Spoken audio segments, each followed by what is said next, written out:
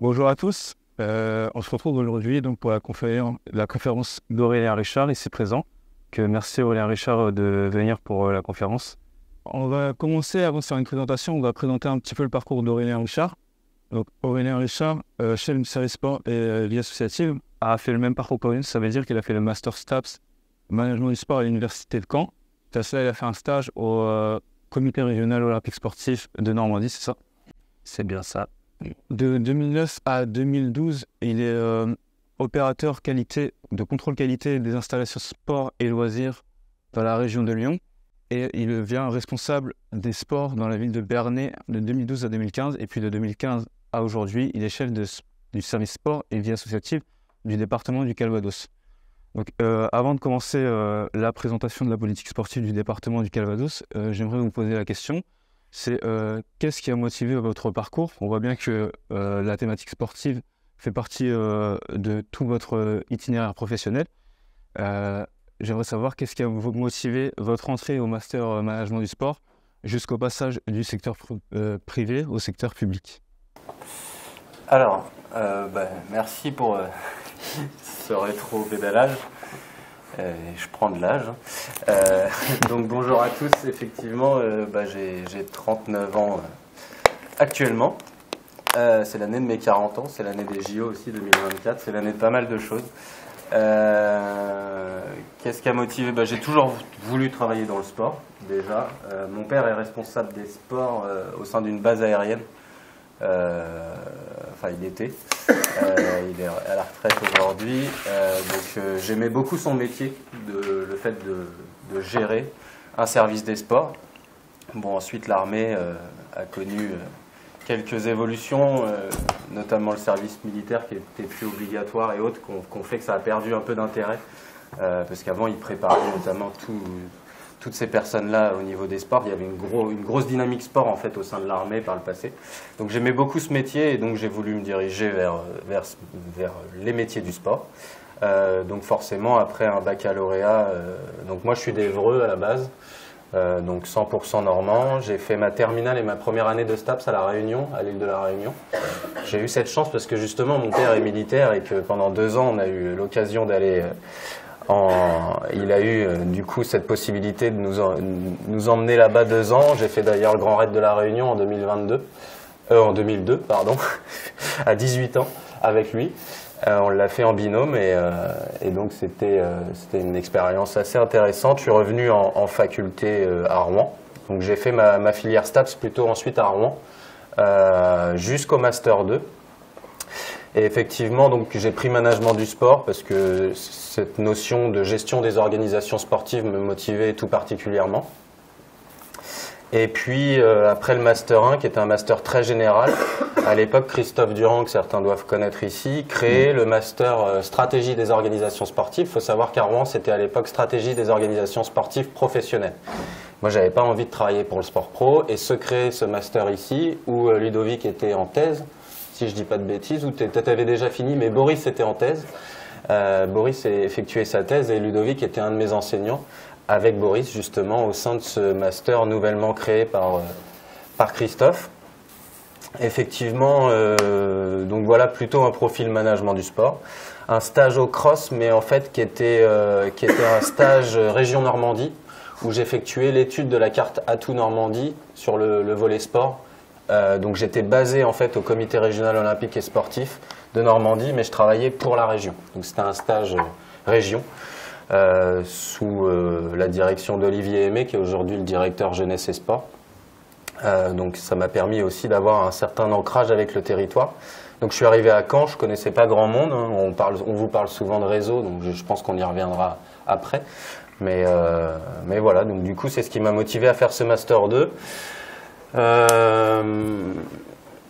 Le goût pour les collectivités territoriales, ça a été globalement en L3 et du coup ça a guidé mes choix sur ce stage-là.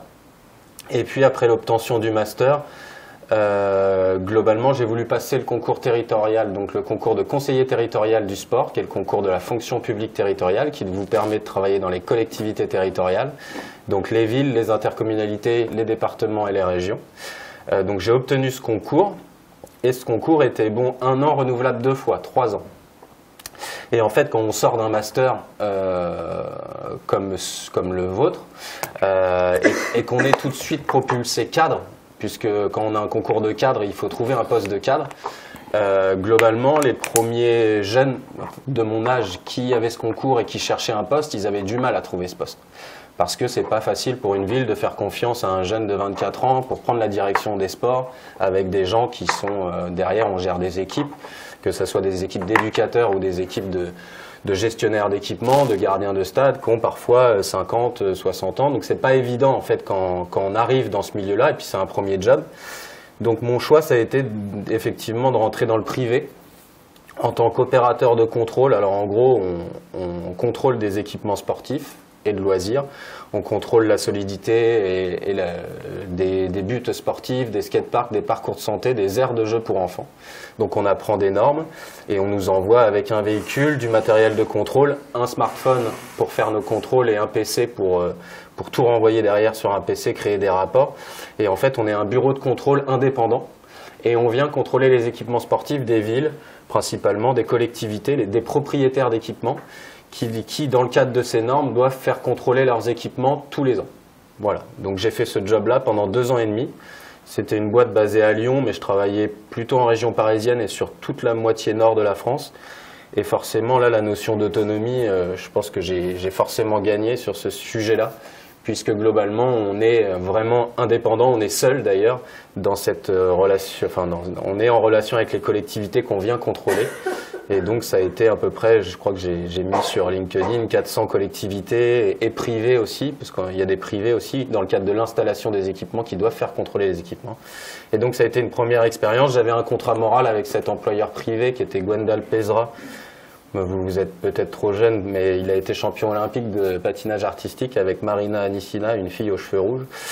Et cette boîte lyonnaise, du coup, voilà, j'ai travaillé. J'avais un contrat moral. Il savait que je restais 2 ans. Et qu'au bout de 2 ans, l'objectif c'était de valider mon concours sur sa 3e année. Donc ça m'a permis d'avoir une première expérience dans le privé, d'être au contact des collectivités et ensuite de valider mon concours la 3e année en devenant responsable des sports de la ville de Bernay. C'est là que ça a validé mon concours de la fonction publique. D'accord. Voilà. Ben, merci pour cette présentation. On va passer à la présentation maintenant de la politique sportive du département du Calvados.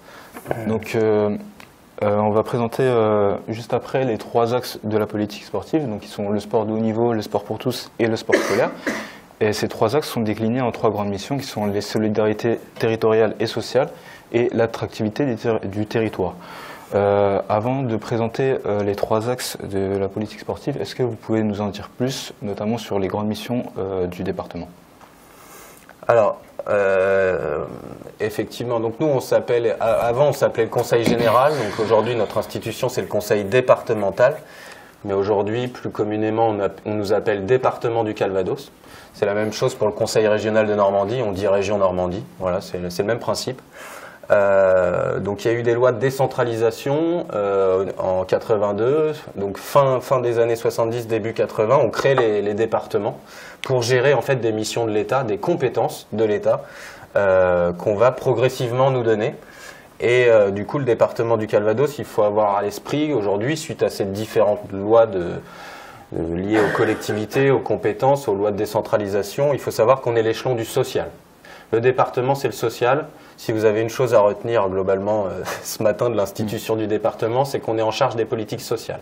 On est en charge de l'insertion sociale, on est en charge de la protection de l'enfance. Tous les enfants placés, il y en a 4000 dans le département, c'est le département. On est en charge de l'autonomie, à la fois des personnes en situation de handicap et des seniors. On est en charge aussi des mineurs étrangers isolés, des migrants non majeurs.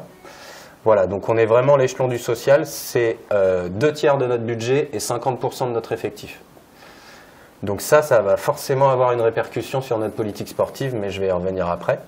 Le département, c'est aussi les collèges, la région, c'est les lycées, les départements, c'est les collèges, et les villes, c'est les écoles. Les villes et intercommunalités ont la compétence école, enfance, jeunesse. Donc nous, on s'occupe des collèges, ça aussi, ça a beaucoup de liens avec ce qu'on fait sur le sport scolaire, forcément. Et après, on a d'autres compétences obligatoires comme les ports départementaux, les routes départementales. Et ensuite, on gère aussi les espaces naturels sensibles au travers d'une grosse politique environnement, l'infrastructure aussi vélo.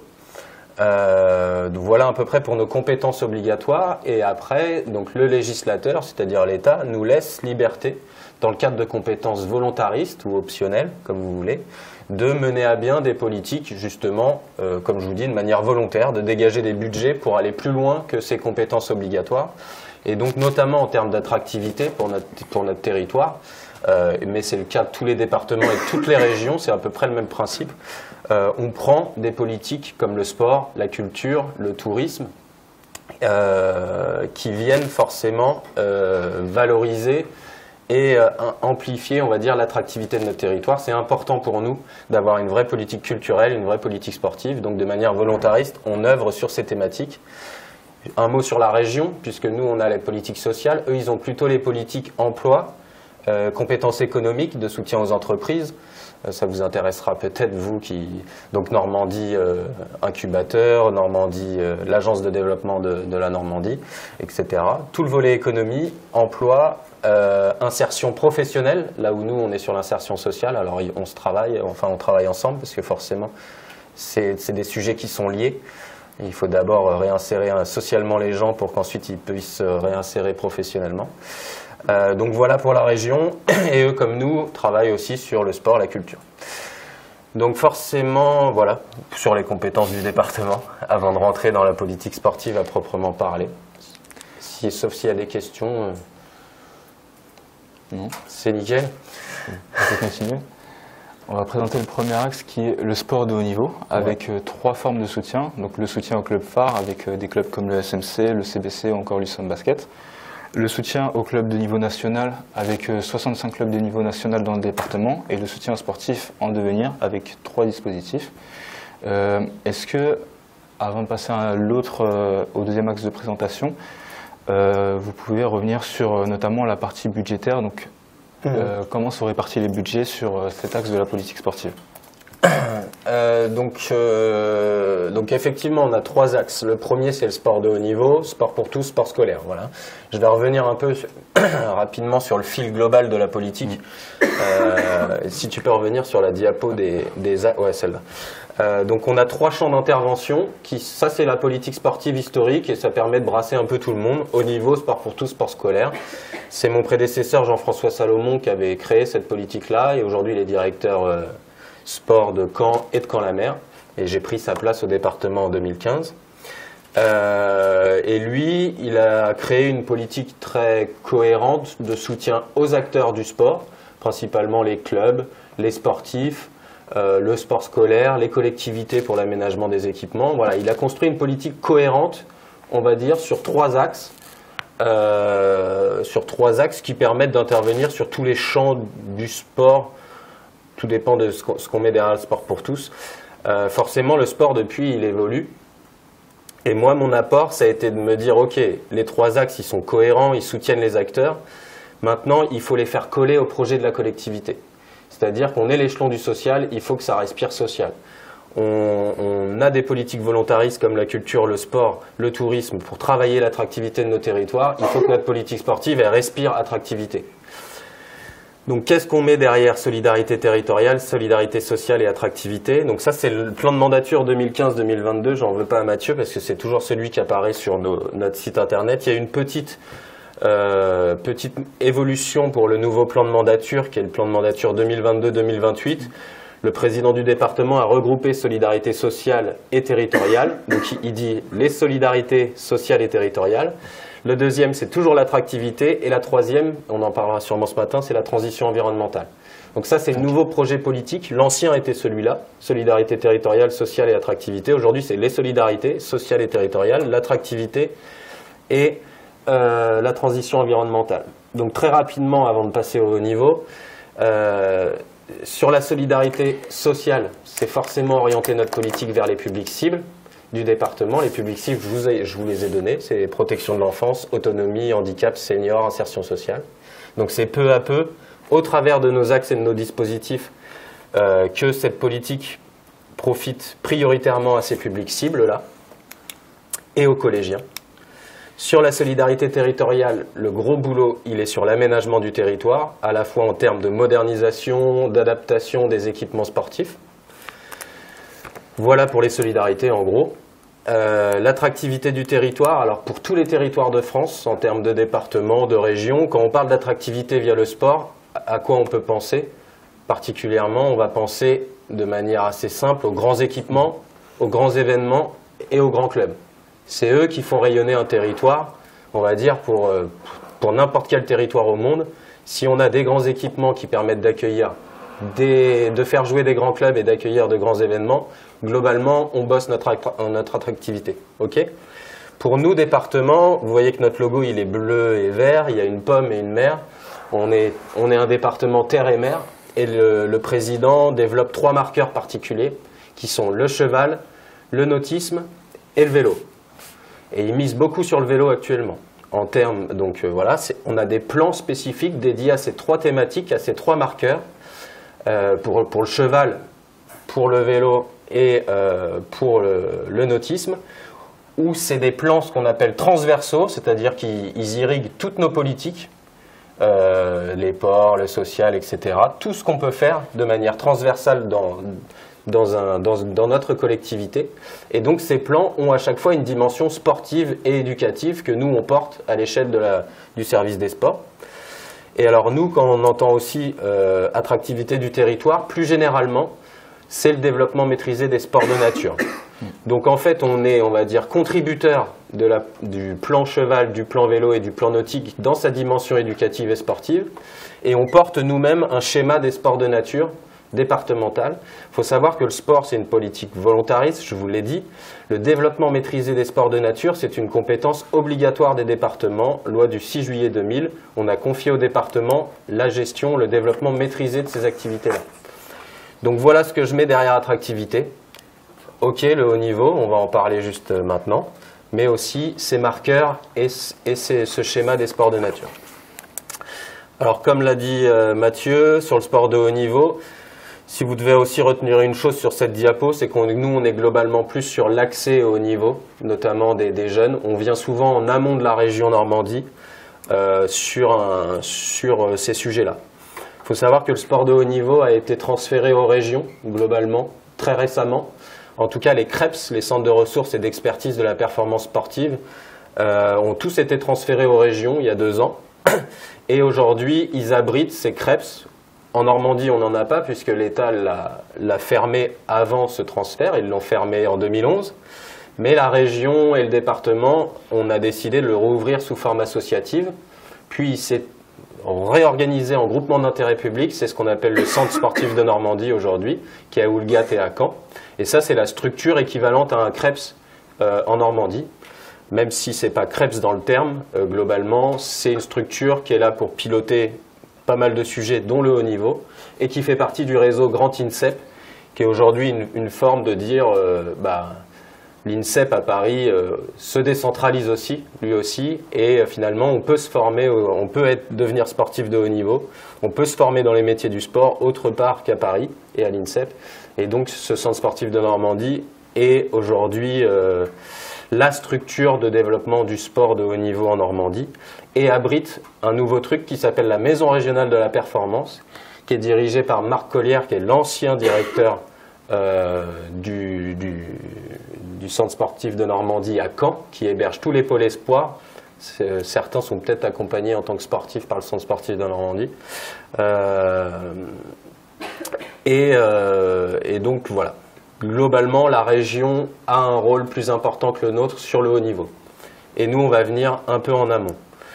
On vient un peu, donc on brasse plus. Donc effectivement, on a notre top 6, Stade Malherbe, CBC, USOM, Caen Handball, Caen TTC et Drakkar Hockey.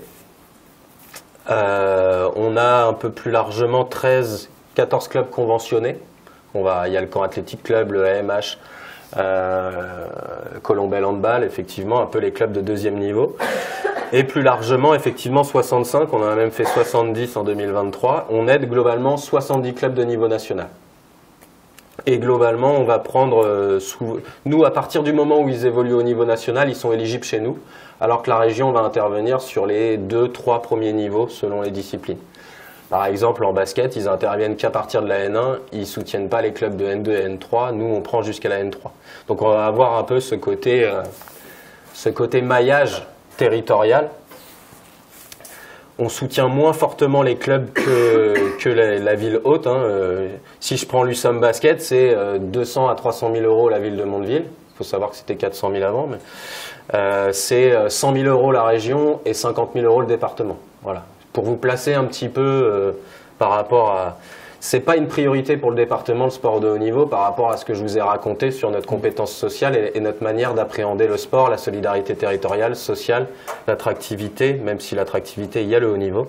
Voilà, c'est pas la première des priorités. Et pour répondre à ta question, du coup, si je prends les subventions sport de haut niveau et les partenariats sport de haut niveau, on est globalement sur un budget un petit million d'euros. D'accord. Alors que notre budget de fonctionnement est de 4 millions d'euros. Et de 4 millions, voilà, ça place un petit peu le sujet. D'accord, ok. Ouais, je finis juste sur cette diapo. Donc 70 clubs de niveau national. Et effectivement, sur le soutien aux sportifs, donc on a 3 dispositifs. Notre dispositif phare et notre dispositif vraiment historique, c'est les bourses aux sportifs en devenir. Donc là, on aide les 11-16 ans non listés. Les sportifs listés par le ministère sont aidés par la région Normandie. Ils ont des bourses selon leur statut, relève, espoir, etc. Nous, on vient en amont par des bourses qui vont vers l'accès au haut niveau. Les 11-16 ans, donc les collégiens qui sont soit en section sportive scolaire, soit en pôle espoir déjà, puisque les pôles espoirs... Aujourd'hui, il y a un surfaçage entre...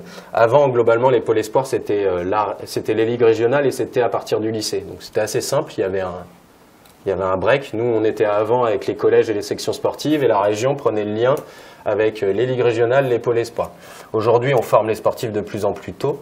Donc, effectivement, ils rentrent en pôle espoir à partir de la 4e pour certains, comme au basket, par exemple, ou au judo.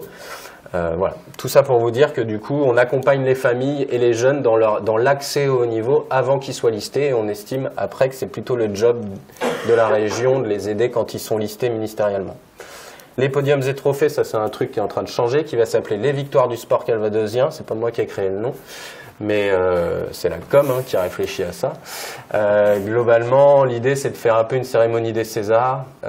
Donc les podiums et trophées, c'est pour valoriser les performances des sportifs et des équipes. Donc sur le principe, on reste à peu près sur la même chose. On va essayer de valoriser plus notre politique sportive. Et donc on organise ça le 22 mars au Mémorial de Caen et on espère avoir 350 personnes. Donc les podiums et trophées, c'était très bien, c'était très convivial, très familial et convivial. On essaye de lui apporter de la notoriété. Donc on change de lieu, on change de format de soirée. On a aussi créé un jury qu'on va vous présenter prochainement avec des grands sportifs. Et on crée un double partenariat média avec Ouest France et France Bleu. Donc bientôt, en fait, vous allez pouvoir voter pour le sportif de l'année et l'équipe de l'année de mi-février à mi-mars. Je ne peux pas dévoiler les sportifs qui sont nommés, mais voilà, pour le sportif et l'équipe de l'année avec Ouest France. Et bon, plus largement, on a construit un gros partenariat Ouest France cette année par rapport à tous les sujets, Maison des Sports, Jeux Olympiques, etc. Donc vous allez sûrement, si vous lisez Ouest France sur le web, enfin si vous le lisez en vrai, mais je ne pense pas, plutôt sur les réseaux sociaux ou sur Internet, on risque de pas mal entendre parler des actions du département sur Ouest France cette année, quoi. Et le dernier, donc c'est le soutien au projet de sportifs. Donc on a notre cœur de métier sur les 11-16, on récompense les performances des sportifs sur ces victoires du sport. Et le dernier truc, c'est qu'on est en mesure d'aider les sportifs dans leurs projets. Un jeune sportif qui veut se lancer dans la course au large, des athlètes qui se lancent sur les Jeux Olympiques. Donc on aide par exemple Flavie Renoir, Benjamin Lacroix-Desmazes, Olivia Lannes aussi en volley assis. C'est les 3 qui risquent de faire les JO 2024 côté Calvados, hors Batum, Johannes et on va dire hors star internationale. Et puis on aide comme ça des jeunes qui se lancent sur la course au large et voilà, on aide des skippers en lien avec notre dispositif Nautisme. On aide des sportifs en situation de handicap aussi à réaliser leurs projets sportifs. Et donc là c'est des soutiens sur 3, 4, 5 ans. On aide déjà même des sportifs pour des projets JO Los Angeles 2028, quoi. Voilà, sur ce dispositif-là. Voilà pour ce qu'on fait sur le haut niveau. Et juste au-delà des subventions sur les clubs phares, il y a des partenariats de communication qui nous permettent d'acheter des places, d'acheter de la visibilité et de créer des opérations avec ces clubs-là au profit des jeunes du territoire. C'est ce qu'on fait aussi sur certaines manifestations, j'y reviendrai peut-être après. Je suis peut-être trop long. Hein. Non, je sais pas. On va passer sur l'axe sport pour tous. Donc, comme vous l'avez dit précédemment, la politique du département est une politique sociale. Donc, on a beaucoup de dispositifs qui favorisent l'accès à la pratique. Donc, on a notamment le soutien au mouvement sportif, le soutien aux manifestations sportives du territoire, ou encore du soutien favorisant l'accès à la pratique du sport pour tous. Et nous avons également aussi d'autres dispositifs qui ciblent des publics qui sont un peu éloignés de la cible, du cœur de cible du département, à savoir la jeunesse. Donc avec le sport santé, le réseau de publics éloignés et le handicap, donc qui ne cible pas forcément les collégiens. C'est très bien de présenter ça comme ça. On revient sur la diapo d'avant. Ça, c'est mon prédécesseur. Et la diapo d'après, c'est en tout cas notre travail avec mon élu en charge des sports. C'est le fait de dire le sport pour tous aujourd'hui, c'est le sport santé, c'est les publics éloignés, fragiles. Voilà en quoi on a apporté de la cohérence entre une politique sportive qui est tournée vers les acteurs qui organisent le sport, à une politique qui s'oriente vers les publics. Donc dans les publics cibles, effectivement, on va soutenir tout un tas de projets en faveur l'objectif du dispositif sport santé public cible, c'est de soutenir effectivement des projets innovants, impulsés par des acteurs, au profit de nos publics cibles, donc tous ceux que je vous ai cités en début d'intervention. Le réseau public éloigné, donc là on le travaille avec l'État, le GDOS et une grosse association qui s'appelle AE14. Donc là on crée un réseau, des actions sur tout un tas de thématiques, l'adolescence, la pratique des femmes en quartier prioritaire de la ville, l'activité physique des personnes âgées, etc. Où on va comme ça mener des actions, des programmes de formation, des créations de ressources pour justement essayer de rapprocher notamment les acteurs des secteurs médico-social, des acteurs sportifs, pour créer du lien sur ce sujet-là. Et puis effectivement dans le handicap, on a une commission départementale sport handicap, il y a un label Normandie, là on est en train de passer le club inclusif qui est un dispositif du comité paralympique sportif français. On est le premier département normand à se lancer dedans. C'est une première démarche pour les clubs. Aujourd'hui sur le handicap, avant il y avait la Fédé Handisport et le sport adapté. Aujourd'hui il y a le comité paralympique sportif français qui porte un message d'inclusion. Donc le message en gros c'est que la Fédé de tennis, la Fédé de hand, elles doivent porter en inclusion tout un volet handicap de la formation jusqu'au haut niveau. Et c'est elle qui doit sortir des équipes de France paralympiques. C'est plus à ces fédés handisport et sport adapté qui portaient elles-mêmes des équipes paralympiques. Donc aujourd'hui, c'est une stratégie d'inclusion globale du sport et du handicap dans le mouvement sportif. Et voilà, ça c'est vraiment une évolution en tout cas.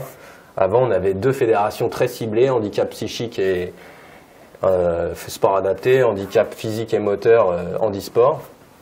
Maintenant, elles ont un rôle dans la sensibilisation, dans l'intervention, mais finalement, leur rôle, c'est plutôt quasiment de former les autres clubs à devenir autonomes dans la gestion d'une pratique sportive handicap inclusive. Voilà.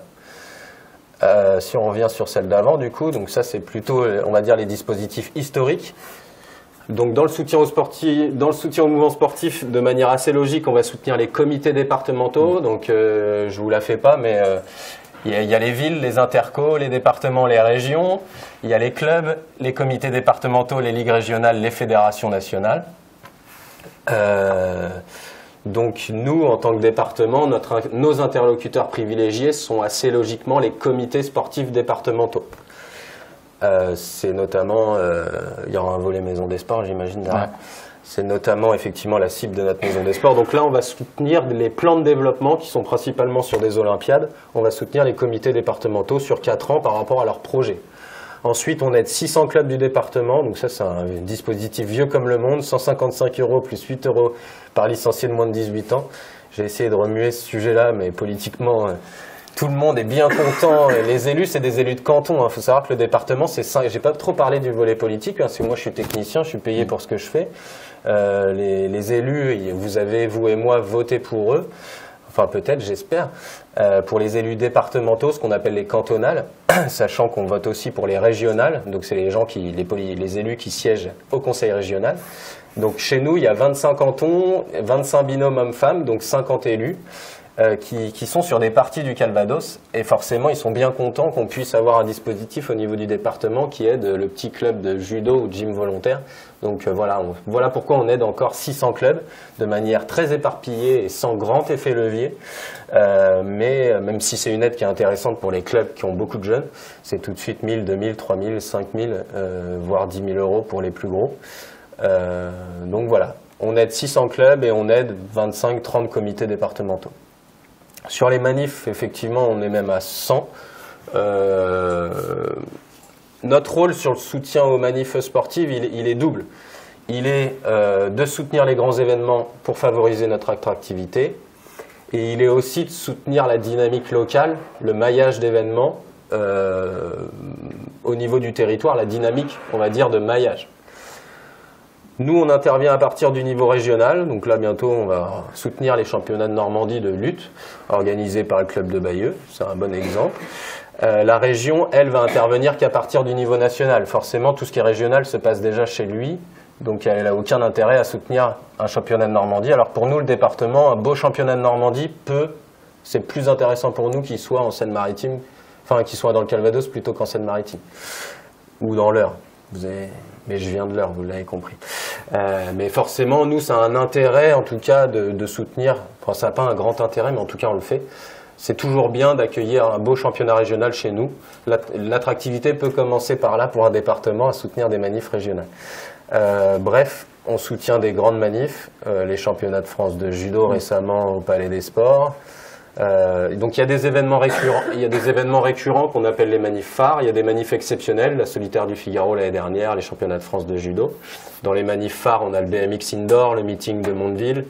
C'est les premiers qui arrivent là, jusqu'au courant de la liberté, l'Open de tennis. L'Open de tennis de Caen, qui est le dernier de l'année. Effectivement, donc on en a comme ça une vingtaine de manifs phares. Des manifs exceptionnels, on les aide ponctuellement de manière exceptionnelle. Voilà. Donc, je vous en ai cité 2-3. Et puis après, on est toujours en cohérence avec ce qu'on fait. Le troisième volet, c'est le soutien aux filières. Donc là, on aide de manière récurrente les marqueurs que je vous ai cités. Donc tout ce qui va toucher au sport de nature, et au cheval et au nautisme. Voilà. Et donc sur la partie investissement, effectivement, sur le matériel, on finance du matériel sportif, du matériel nautique, et avec la région, un dispositif complètement concerté, le dispositif Transport en Normandie, qui permet de financer des véhicules collectifs pour les clubs. La dernière décision qu'on a prise et qui va toucher à la transition environnementale, c'est que là, on s'est mis à financer des véhicules à faible émission polluante, donc hybrides et électriques.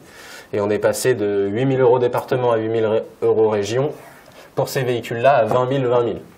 Donc un gros, mais les véhicules coûtent de 50 à 70 000 €, donc il fallait un effet levier fort.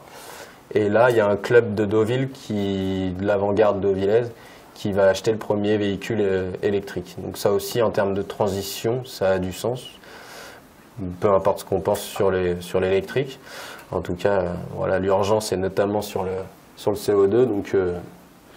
Donc voilà, là on a vraiment pris une décision anticipée. On l'a prise même avant. La première année où on l'a sortie, il n'y a aucun club. Parce que forcément, derrière, il y a l'autonomie des véhicules. Il faut que ce soit adapté au déplacement. Quand je vais à Poitiers déplacer une équipe de natation, c'est encore compliqué de prendre un véhicule électrique. Par contre, un club comme ça, là, l'avant-garde deauvillaise, qui a que des équipes de jeunes adultes qui évoluent au niveau régional, bah là, un véhicule électrique aujourd'hui, vis-à-vis de l'autonomie, ça tient le temps d'un week-end. Donc, ils commencent à se lancer là-dessus.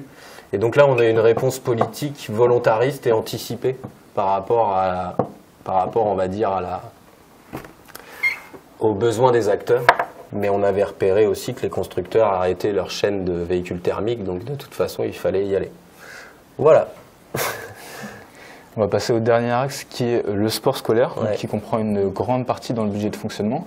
Si je peux montrer une répartition du budget, on a à peu près 800 000 € donc, pour le sport de haut niveau, 1,3 million pour le sport pour tous et 1,8 million dans le sport scolaire. Et on voit qu'il y a une grosse partie dans l'accompagnement des collectivités territoriales, dans la mise à disposition des installations sportives aux collégiens, avec notamment 1,5 million d'euros de budget. Ouais. Bon alors là, si tu reviens juste sur la partie budget, alors là en fait on a mélangé le fonctionnement et l'investissement, donc normalement on le fait pas, mais c'est pas grave, je t'en veux pas. Donc globalement, ce qu'il faut que vous reteniez, c'est ça, que le budget de fonctionnement il est de 4 millions, on nous donne 4 millions d'euros pour fonctionner chaque année. Effectivement, le sport scolaire et le sport pour tous sont prioritaires par rapport au sport de haut niveau. J'ai 800 000 chez moi, il y a 200 000 à la com, je vous ai parlé d'1 million d'euros, 250 000 même chez eux, un peu plus d'1 million du coup. Il y a la partie investissement matériel et après il y a la partie investissement. Donc dans un budget, le fonctionnement et l'investissement, il faut bien le séparer. C'est deux choses totalement différentes. Et du coup, sur l'enveloppe matérielle, les 3 dispositifs que je vous ai cités, matériel sportif, nautique et véhicule, globalement, on a 300 000 euros par an. L'autre grosse partie qui va faire le lien avec ta diapo juste après, c'est la partie équipement sportif. Là, tu peux rester. Ouais. Pour l'instant, donc là, Mathieu a pris les chiffres de 2022 où on avait mis 2021. Oui. D'accord. Ah oui, bien vu. Globalement, sur l'investissement, sur l'aménagement du territoire, on est entre 3. Alors c'est très fluctuant. Donc dans l'investissement, qu'est-ce qu'est l'investissement? C'est le département, comme la région, comme l'État. On aide les collectivités locales, les propriétaires d'équipements, à moderniser et construire de nouveaux équipements. Le Palais des Sports, c'est porté par Caen-la-Mer. Je commence par ça, je voulais finir par ça. Les gymnases, les stades du territoire, ils appartiennent aux villes, aux villages, un city-stade dans un village, etc. Ils appartiennent au bloc local. C'est eux qui investissent. Ils investissent avec notre aide, département, État, région. Ils sont obligés de financer, en autofinancement, il y a une obligation de 20% d'investir à minima, soit en autofinancement, soit en emprunt. Et après, ils peuvent glaner jusqu'à 80% de subventions publiques. Ça, c'est quand on porte au niveau local la création d'un gymnase, on va, si par exemple, je ne sais pas quelle ville d'Ouvres a envie de créer un nouveau gymnase, c'est le cas, ils vont à minima devoir porter 20% du coût d'investissement. Par contre, c'est eux qui vont porter tout le fonctionnement, c'est-à-dire que les fluides, l'électricité, les charges, nous, on ne va pas les aider pour ça. On les aide à investir, charge à eux de mettre une personne pour gérer l'équipement derrière, payer l'électricité, l'eau, le gaz, etc. On est entre 3 et 5 millions d'euros d'investissement chaque année. On finance, en fait, on est passé sur des contrats de territoire. C'est-à-dire qu'aujourd'hui, on a un diagnostic précis des équipements sportifs sur notre territoire. On est capable de dire par famille d'équipements, est-ce que vous manquez d'équipements pour votre population globale, pour votre population scolaire? Et au niveau de la mise en service des équipements, sur la base d'un outil de l'État qui s'appelle le RES, le recensement des équipements sportifs, on a des tableaux d'analyse qui nous permettent de dire est-ce que vous manquez d'équipements et est-ce qu'ils sont vieillissants? De là, on fait un diagnostic par EPCI, par intercommunalité. Il y en a 16 sur le Calvados. Donc l'intercommunalité, c'est les communautés de communes quand c'est des petits de moins de 80 000 habitants. Ensuite, il y a les communautés d'agglos, Vire, Lisieux, etc. Ensuite, il y a les communautés urbaines comme Caen. Et Rouen et Le Havre, on n'en a pas dans le Calvados, mais sont des métropoles. Okay, tout ça, qu'on soit communauté de communes, d'agglos, urbaines ou métropole, on est des intercommunalités. Ce qu'on appelle des EPCI, des établissements publics de coopération intercommunale. Pourquoi je parle de ça? Donc nous, on soutient effectivement les communes et les EPCI dans le financement de leurs équipements. On peut soutenir tout type d'équipement. Et oui, donc on a créé un diagnostic à l'échelle de ces EPCI. On est capable de diagnostiquer. Sur la base de ce diagnostic, on a sorti des enjeux, c'est-à-dire qu'on est capable de dire sur le territoire de Deauville, nous, ce qu'on a repéré, c'est la modernisation de votre centre aquatique, c'est la création d'équipements en accès libre pour les jeunes. Vous, à côté, Terre d'Auge, c'est la modernisation de vos gymnases. Quand vous n'avez pas de skatepark structurant, ça c'était à l'époque avant qu'il fasse rue d'Auge, le nouveau skatepark, on disait il n'y a pas de skatepark béton à part IF sur l'agglo. Donc là, il y a des choses comme ça qu'on diagnostique et qu'on place en tant qu'enjeu sur le territoire. Et du coup, on a nos propres objectifs, nos propres priorités et les enjeux qu'on repère sur un territoire. C'est-à-dire qu'une création de gymnase ou une modernisation d'une piscine ne va pas être soutenue de la même manière, qu'on soit à Lisieux ou à Deauville. Tout dépend de la lecture qu'on a fait, nous, en termes de diagnostic et d'enjeux. Okay. Globalement, on est entre 3 et 5 millions, 40 dossiers par an. On soutient du Palais des Sports de Caen jusqu'à l'aire de street workout et le city stade de la commune de Fontenay-le-Marmion. Excusez-moi pour elle. Mais on soutient tout le monde et sur tout type d'équipement. Okay.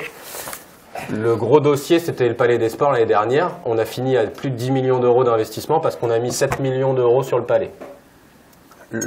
Quelqu'un est venu vous parler du Palais ou sûrement? Ils vous ont peut-être pas parlé des finances. Visitez le Palais. Le Palais, c'est...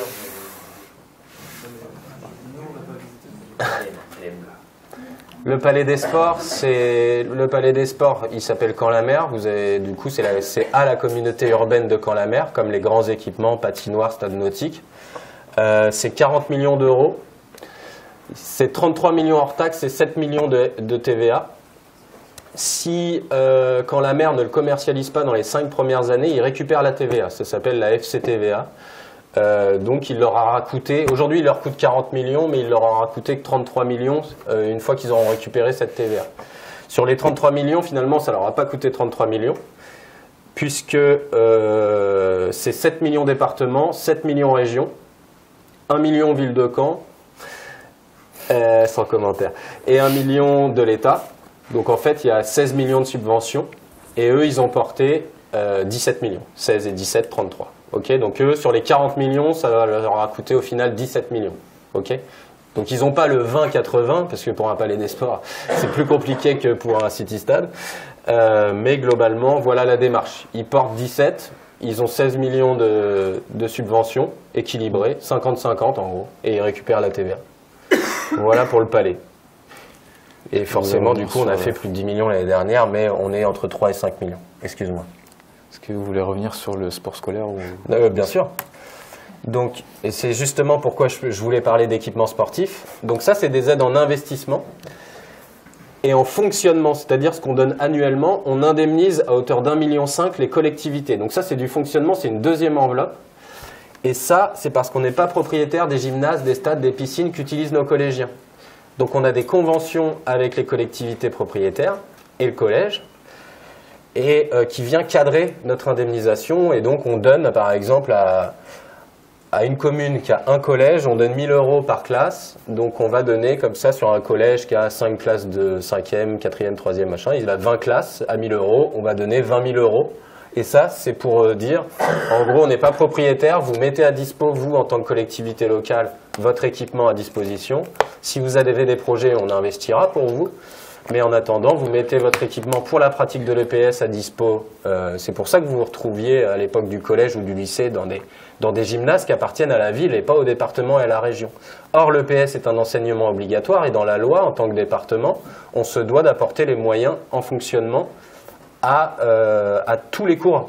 À tous les cours, l'anglais, et tout se passe dans le collège, et pour ça, on construit des collèges. Mais pour l'EPS, effectivement, c'est une particularité. C'est que là, au niveau de la région et du département, on a quelques équipements dans les collèges, mais qui ne suffisent pas du tout à la pratique de l'EPS des collégiens, et on a besoin de ces installations des collectivités propriétaires.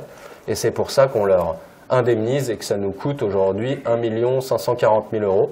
Donc on intervient pour la pratique de l'EPS de la 6e à la 3e, et on intervient sur la natation obligatoire des élèves de 6e, qui rentrent dans le cycle 3, CM1, CM2, 6e, et pour lequel l'apprentissage de la natation reste obligatoire. Voilà.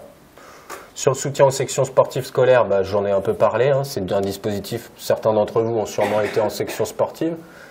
Donc c'est un dispositif de renforcement, c'est un dispositif éducatif. Hein. D'abord c'est le rectorat qui labellise, c'est pas comme les pôles espoirs portés par les ligues régionales, là c'est l'EducNat, l'éducation nationale qui labellise des sections sportives d'établissement. Et ensuite, le mouvement sportif, les comités départementaux les développent en partenariat avec ces collèges. Donc là, on en est d'une quinzaine. Et c'est souvent des portes d'entrée sur des pôles espoirs, notamment sur le judo et le hand. Globalement, une bonne partie des jeunes qui sont au pôle espoir de judo sont passés par la section sportive juste avant. Et puis les activités physiques de pleine nature, donc ça c'est volontariste, comme les sections sportives, alors que c'est plutôt obligatoire ce qu'on fait sur l'indemnisation. Là c'est en logique avec les sports de nature, on finance les collèges et les structures pour qu'il y ait des cycles d'EPS sur les sports de nature qui se fassent globalement sur le littoral et dans les terres, au travers des sports de nature, escalade, équitation, voile, char à voile, etc. Donc voilà, on donne 50 € par élève pour qu'il aille faire un cycle de sport de nature dans une structure. Voilà, après il y a d'autres actions sport scolaire. On organise le cross scolaire du département, on aide les jeunes à aller en championnat de France UNSS, on aide les 3 comités sportifs scolaires UNSS, UXL, UCEP. On organise 100% plage mer et vent, qui est un dispositif aussi, un événement un peu un préalable pour faire connaître les activités nautiques, sensibiliser les enseignants d'EPS au fait qu'il est possible d'aller faire des cycles de char à voile et de voile, c'est pas trop compliqué. Parce que les profs d'EPS, ils ont beaucoup une culture sport indiv, sport collectif. C'est très facile pour eux, il y a une grosse connaissance pour eux des sports de nature type course d'orientation, escalade, il y en a beaucoup de formés. Par contre, tout ce qui est nautisme, ils ont du mal à emmener leur classe faire de la voile et du char à voile. Or, nous, on veut être un département terre et mer, donc on organise un événement et on soutient ce dispositif. C'est en lien avec notre politique d'attractivité. Okay. Vu que vous avez parlé du cross scolaire du département, ouais. On va faire une transition, donc on va parler des Jeux Olympiques de Paris dans le Calvados et on va parler plus précisément du label Terre des Jeux 2024. Et on peut voir que le label a été pris par le département du Calvados. Donc le département a candidaté en 2019 pour appartenir au label et suite à cela, il a, je ne vais pas dire décelé, mais en gros il a mis 4 enjeux à ce label, donc qui sont rendre accessible la dynamique des jeux aux collégiens et aux jeunes calvadosiens. Le deuxième enjeu, c'est de développer une politique sportive durable et solidaire, de rendre accessible la dynamique des jeux aux agents du département et aux habitants du Calvados. Et le quatrième enjeu, c'est d'intensifier l'attractivité territoriale. Et ensuite, on pourra prendre l'exemple du cross scolaire pour parler du label, si vous le souhaitez. Ok. Effectivement, Terre de Jeux. Terre de Jeux 2024, donc l'ambition de Paris, alors l'ambition de la France c'est de faire 80 médailles et qu'il y ait 3 millions de pratiquants en plus d'une activité physique. Il y a un objectif sport de haut niveau et un objectif sport pour tous.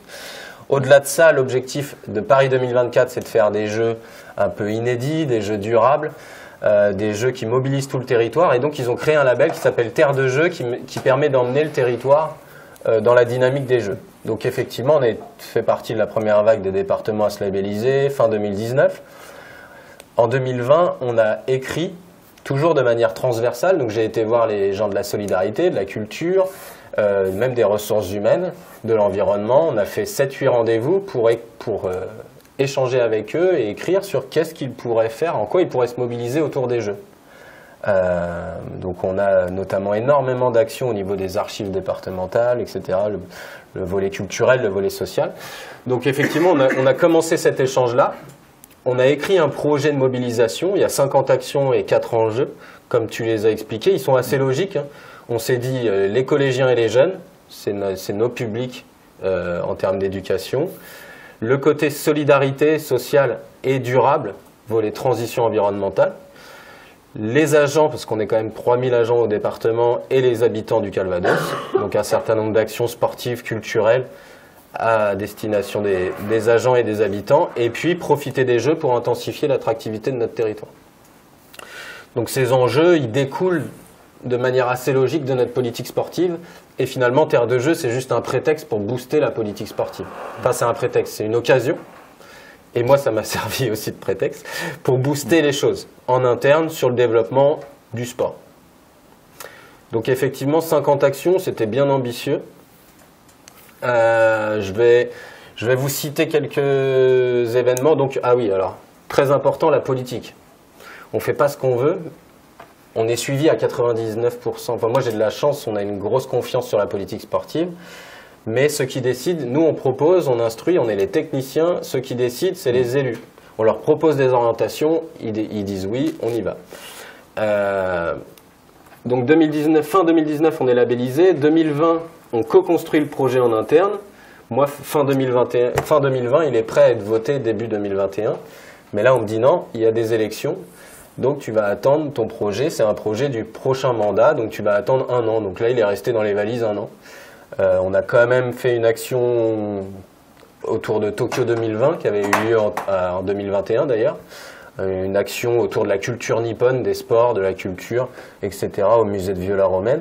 On avait eu 500 personnes, c'était pas fou, mais c'était très qualitatif pour le coup. On avait même une danseuse japonaise de breaking. On a fait la cérémonie du thé. Enfin voilà, on s'est fait une journée assez qualitative à l'occasion de ces JO. Donc on a commencé un peu les actions, mais en fait on m'a dit non, non, c'est un projet du prochain mandat, vous le voterez après les élections. Donc on l'a voté début 2022. Donc il se met en place, il y a des actions qui ont déjà eu lieu. Je vais vous citer quelques actions qui ont lieu d'ici au JO, c'est peut-être le plus important pour vous.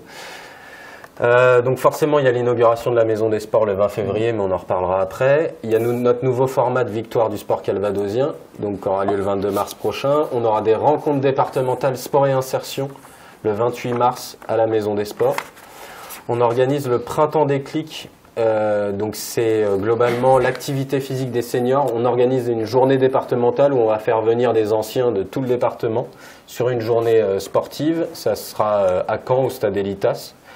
Le 16 avril. On accueille la journée de l'Europe des collégiens le 14 mai.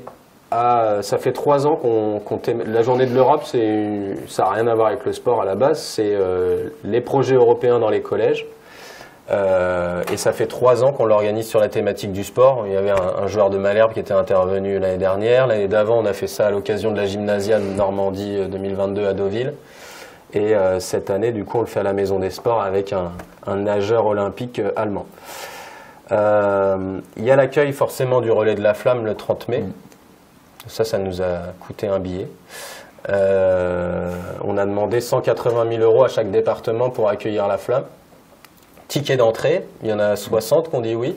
Les 2 tiers, parce qu'il y a 100 départements. Donc 60, elle va passer dans 63, 65 départements, 2 tiers. La petite différence, c'est que nous, on fait payer les collectivités traversées. Donc, on récupère 110 000 € sur les 180. Voilà. Et puis, surtout, on a dit à Paris 2024, on veut que la flamme, elle passe avant le 6 juin. Parce que chez nous, vous, c'est peut-être la flamme, mais nous, c'est peut-être les JO, mais nous, le débarquement en Normandie, c'est quelque chose. Et surtout dans le Calvados. Donc le président a dit oui à la flamme si elle passe avant le 6 juin et qu'elle est annonciatrice des commémorations du 80e. Et c'est pour ça qu'ils se sont fait un peu des nœuds dans la tête au niveau de l'équipe flamme, mais ils ont réussi à la faire passer le 30 mai. Et elle sera dans la Manche le 31 mai. Et elle passe un peu plus tard, 10 jours après, dans l'Eure et la Seine-Maritime, le 6 et 7 juillet, parce qu'eux, ils n'ont pas du tout d'enjeu autour du 80e. Donc voilà, on a sorti les 14 premiers porteurs de la flamme, vous avez peut-être vu passer ça. Donc il y a 100 relayeurs et nous on en choisissait 6 en tant que département en ayant mis 180 000 €. C'est pas la contribution la plus sport que je connaisse, avec un exemplaire de la torche au passage. Bon, c'est Paris 2024 et alors c'est pas un événement, c'est un événement d'animation territoriale et un peu de rayonnement. C'est pas un événement touristique, hein, puisque les 2 tiers des départements les ont. Les gens ils vont pas passer une nuit dans le Calvados parce que la flamme va être chez nous. Mais c'est plutôt voilà, se mobiliser dans le cadre d'un événement international et aussi faire rayonner le territoire. Donc effectivement, elle va débarquer de la mer par les plages d'Omaha Beach et finir sur le cimetière américain. Ça, c'est la première étape et elle est très liée à cette dimension mémorielle du débarquement. Et puis ensuite, elle fait les principales villes du Calvados et elle termine. Il y a 7 segments, il y a 2 flammes en fait, hein. Il y a 2 convois de flammes, il y a un petit convoi, un gros convoi, il y a une flamme qui s'allume quelque part, qui s'éteint de l'autre. Et comme ça, les 2 convois se superposent tout au long de la journée, ce qui permet d'atteindre plus d'endroits. Forcément, si à un moment on doit faire Bayeux-Lisieux et que ça nous prend 2 heures, la flamme elle va pas être au contact des habitants. Donc l'idée géniale de Paris 2024, ça a été de faire 2 convois, un petit et un grand, et de les faire se succéder au cours de la journée pour que finalement elles se terminent à un endroit mais elles commencent à l'autre. Ce qui permet à la flamme de vivre toute la journée vraiment. Voilà. Et puis les deux gros partenaires, c'est BPCE, donc Banque Populaire, Caisse d'Épargne et Coca-Cola, qui eux proposent beaucoup de relayeurs, tout comme Paris 2024, tout comme le mouvement sportif. Et finalement, il nous est resté à nous 6 relayeurs, à la ville de Caen 2 relayeurs, quelques relayeurs pour la ville de Deauville. Voilà, puisqu'on accueillera aussi la flamme paralympique le 26 août à Deauville. Il faut savoir ça, que c'est même pas pas une démarche du département, c'est pas une démarche de Deauville, c'est Paris 2024 qui a réfléchi un peu elle-même et qui a regardé dans les départements qui s'étaient mobilisés sur le relais de la flamme, qu'est-ce qu'il était intéressant de faire comme parcours flamme paralympique. Et alors que la flamme olympique parcourt toute la France comme ça en escargot, la flamme paralympique c'est sur 2 jours et en 2 étapes, et c'est une étoile qui se rapproche de Paris en simultané. Et donc ils ont dit que voilà, nous on n'a pas fait le choix de Deauville pour la flamme olympique, mais finalement Paris 2024 a fait le choix de Deauville pour la flamme paralympique. C'est assez rigolo. Ensuite, on aura un gros événement Jeux du futur des collégiens le 19 juin. J'ai rendez-vous cet après-midi avec M. Tenedi du SWAPS pour concrétiser le fait que ce soit au campus 1. Donc il faudra qu'on arrive à mobiliser le monde universitaire avec nous. L'objectif, c'est de créer les Jeux du futur des collégiens. Donc on va accueillir des collégiens, 100 collégiens des 4 départements normands et 600 de chez nous, donc 1000 collégiens. Et l'objectif des Jeux du futur, il y a la notion de nouvelles technologies. Donc là, on va bosser avec la start-up Neo Experience, que certains connaissent peut-être à Carpiquet, qui est autour du sport digital. C'est de l'activité physique, en tout cas. C'est pour ça qu'on en fait la promotion. On ne fait pas la promotion du e-sport chez les jeunes. On va un peu bosser tout ce qui est sédentarité et inactivité physique. C'est pas des choses que... Enfin voilà, le e-sport a une vraie dimension sportive. Il y a des écoles d'e-sport et c'est une vraie pratique de haut niveau. Il y a une vraie dimension éducative. Mais en tout cas, on écarte le e-sport de cet événement-là. Mais par contre, on favorise l'utilisation des nouvelles technologies en tant que support d'activité physique et sportive. Mais à côté de ça, c'est aussi autre chose. C'est des sports inclusifs par rapport à ce que je vous ai dit sur le handicap. C'est des sports mixtes. Tous les nouveaux sports, korfball, football, ultimate, etc. Tous les sports qui favorisent la mixité, filles-garçons, en tant que pratique. Voilà, on aura du e-cycling normalement, on utilise les installations de l'université, normalement, si ça se passe bien cet après-midi. Voilà, donc un très gros événement, et le château des enfants, donc là c'est encore un très très gros événement, donc c'est le château de Bénouville au nord de Caen. On organise tous les 2 ans un événement qui s'appelle le Château des enfants, qui est là pour valoriser les compétences du département, et là cette année forcément on le fait spécial JO, donc là c'est 10 000 personnes et c'est un événement qu'on place sous cette thématique-là qui va être vraiment un gros temps fort.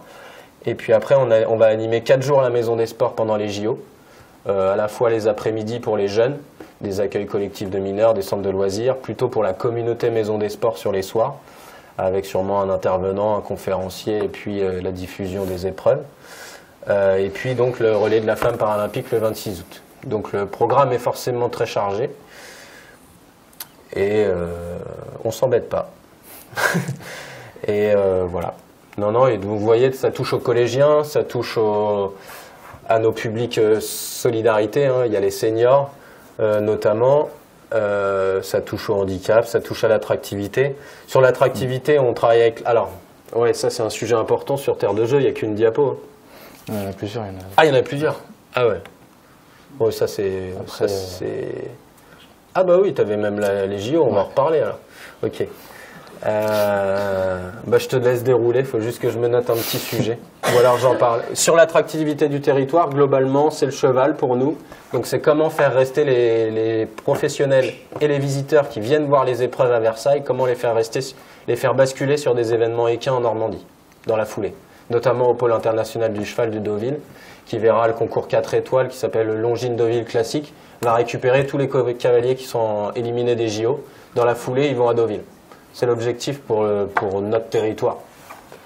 L'attractivité, c'est aussi l'accueil de délégations nationales et internationales. Donc vous l'avez vu, notre projet de mobilisation, il est orienté sur l'animation du territoire. Oh oui, ça aussi, il faut que je t'en parle. Faut que je vous en parle. La coordination départementale, t'en parles après ou pas? Non. Il faut que j'en parle.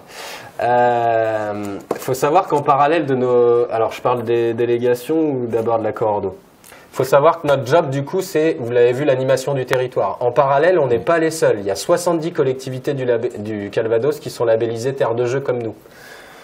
Donc, pour mettre de la cohérence, pour les faire travailler ensemble, pour créer un calendrier commun aussi d'action, on les regroupe depuis 2 ans autour d'une coordination départementale. Donc aujourd'hui, il y a 70 collectivités. On a aussi les acteurs départementaux et régionaux, le CDOS, l'État, la DRAGES, la région.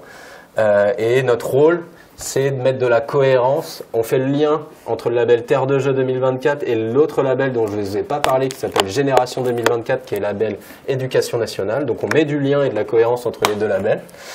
Et on les fait réfléchir aussi à des olympiades communes entre communes, entre villes. Voilà, on les réunit, on leur donne les infos du national et on les fait bosser ensemble et on construit un calendrier commun. Voilà, donc ça, on s'est rajouté un peu de taf, mais c'était l'objectif, c'était de lancer une dynamique au niveau local. Et par contre, sur l'accueil des délégations, donc les équipes nationales ou internationales qui viennent se préparer sur notre territoire, là... qu'on soit, je ne sais pas, Rouen, Lisieux, Bayeux, même Caen, à l'international, ça ne parle pas. Par contre, la Normandie, ça parle. La Normandie, après la Californie, c'est la 2e région la plus connue en France. Donc, sur ce sujet spécifique de l'attractivité du territoire et de l'accueil de délégations au niveau national et international, depuis 2018, on travaille à échelle régionale avec les ligues régionales, toutes les villes qui sont centres de préparation au jeu, pour avoir une cohérence d'offres. Et donc je vous invite notamment à aller voir la plateforme, le site Préparez-vous pour l'or en Normandie sur internet, qui vous permettra de voir tous nos équipements, nos hébergements à l'échelle région. Il n'était pas question de parler tout seul pour Lisieux. On a mis de la cohérence à l'échelle de la Normandie sur ce sujet-là et ça a plutôt porté ses fruits. On va avoir les Chinois, on a les Canadiens, on a surtout l'équipe des réfugiés olympiques à Bayeux et à Caen. Donc on a comme ça des grosses délégations et des délégations qui ont beaucoup de sens par rapport au 80e anniversaire. Accueillir l'équipe des réfugiés à Bayeux, là où on a aussi le prix Bayeux Calvados Normandie des reporters de guerre. Une année de 80e anniversaire, Terre de Liberté, d'accueillir les réfugiés olympiques. Vous imaginez que ça a beaucoup de sens. Et ça ne nous coûte pas très cher. On participe simplement aux frais de la délégation. Pour nous, le département, ça nous coûte 5 000 €. Et c'est la seule délégation pour laquelle on payera. Voilà. Après, il y a les Canadiens natation, il y a la lutte, sûrement les judokas. Voilà, on a ce travail en commun, il a porté ses fruits. Aujourd'hui, on fait partie des territoires qui accueillent le plus de délégations grâce à ce travail commun. Si les collectivités avaient roulé pour elles, à part Caen et Deauville, qui parlent un peu, peut-être Bayeux, on a 3 solides chez nous sur l'accueil de délégations, c'est ces 3-là. C'est Caen, Deauville et Bayeux, c'est ceux qui vont en recevoir. Mais finalement, ça a créé des ponts aussi entre les villes. Si j'ai pas toutes les disciplines, je m'allie à une autre ville et finalement l'accueil se fait sur deux villes. C'est ce qui se passe. Les réfugiés, c'est Bayeux à la base, mais ils n'avaient pas de piscine olympique, donc il en fallait une. Et donc, ils sont en partenariat avec Caen. Et même chose pour Deauville, qui a les Chinois, qui a le POMS, qui a des grosses infrastructures, mais qui n'a pas tout, notamment en aviron. Hop, les Chinois vont venir à Caen. Donc ça a créé aussi des partenariats et des possibilités d'accueil, parce qu'il y a des délégations, si tu n'as pas 3 sports, ils ne viennent pas. Donc voilà, c'est un sujet spécifique sur lequel on a bossé à échelle normande. J'avais une question sur le label Terre des Jeux 2024. Ouais. Donc j'avais dit précédemment que le département avait candidaté en 2019 pour appartenir au label. Et il est dit sur le site de Paris 2024 que les labellisés auront un privilège donc, sur les informations et sur les événements de Paris 2024. Sauf qu'aujourd'hui, c'est 2800 collectivités et structures qui sont labellisées, donc qui bénéficient du privilège. Est-ce que pour vous, ça enlève le caractère exceptionnel justement du label, ou alors est-ce que c'est une opportunité justement pour mutualiser les moyens? Il y a toujours des objectifs quantitatifs derrière ce type de politique. Quand Paris 2024 veut faire 80 médailles et 3 millions de pratiquants en sport, ou créer un plan qui s'appelle le plan des 5000 équipements sportifs, il y a forcément derrière des objectifs quantitatifs. Donc au départ, on n'était pas énormément à se labelliser au tout début, et puis faut savoir que l'année dernière encore, dans le Calvados, il y avait 35 collectivités labellisées. Donc je faisais mes réunions, il y avait 40, 50 personnes en face, ça allait. Aujourd'hui, il y a 70 labellisés, quoi. C'est-à-dire qu'en un an, plus les jeux approchent, plus les collectivités se labellisent. Privilèges, il n'y en a pas. Il y a des appels à projets nationaux, comme appel à Impact 2024 par exemple, qui apportent des fonds, mais il faut présenter un dossier et le recevoir. Donc il faut être labellisé. Ça nous amène des informations.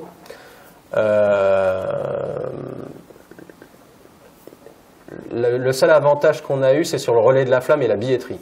Le fait d'être relais de la flamme, on a eu beaucoup par rapport aux autres collectivités qui ont voulu acheter des billets, entre les relais de la flamme et les autres collectivités, alors là, il y a eu un écart de fou. Nous, on a pu acheter 569 billets pour les jeunes du territoire. Donc, on va passer bientôt, là, on va commencer à les offrir, notamment sur le BMX Indoor. On a acheté 190 places pour les sports urbains à la Concorde, sur tout ce qui est BMX, 3x3. On a pensé que pour les jeunes, les 11-15, c'était ce qui allait leur parler le plus, même si l'aviron est très sympa. On a acheté des places d'aviron, mais plutôt pour les jeunes qui font du nautisme. Voilà, le gros paquet, on l'a mis sur les sports urbains à la Concorde, breaking, basket 3x3, sur les nouveaux sports olympiques. Et ça, par contre, donc 569 billets, on en a acheté 300 sur les JO et 200 sur les paras. Et ça, on a eu un vrai avantage, le fait qu'on soit relais de la flamme. Voilà. Après, Paris 2024, c'est beaucoup de... En fait, le label Terre de Jeux, ils l'ont créé pour mobiliser le territoire, mais ils l'ont créé aussi dans le cadre de la volonté qu'ils réussissent, eux, à faire des jeux qui mobilisent le territoire. Donc forcément, ils ont des objectifs de labellisation. C'est pas compliqué, hein. Vous pouvez pas vous en tant qu'entité, mais vous pouvez aller dans le village de votre commune et labelliser Terre de Jeux 2024, ça prend 1 heure. Après, qu'est-ce qu'on en fait derrière, ça c'est un autre sujet. Donc voilà, ça nous apporte de l'info nationale, ça apporte beaucoup de choses sur beaucoup de sujets en termes d'info. Il y a quelques appels à projets financiers comme Impact 2024 sur les projets innovants dans les territoires. Et puis ça aide si on a un projet sur le plan d'équipement des 5000 équipements de l'Agence nationale du sport. Vu que c'est en partenariat avec Paris 2024, il vaut mieux être labellisé Terre de Jeux quand on veut créer un équipement de proximité via le plan d'équipement des 5000 équipements. Mais voilà.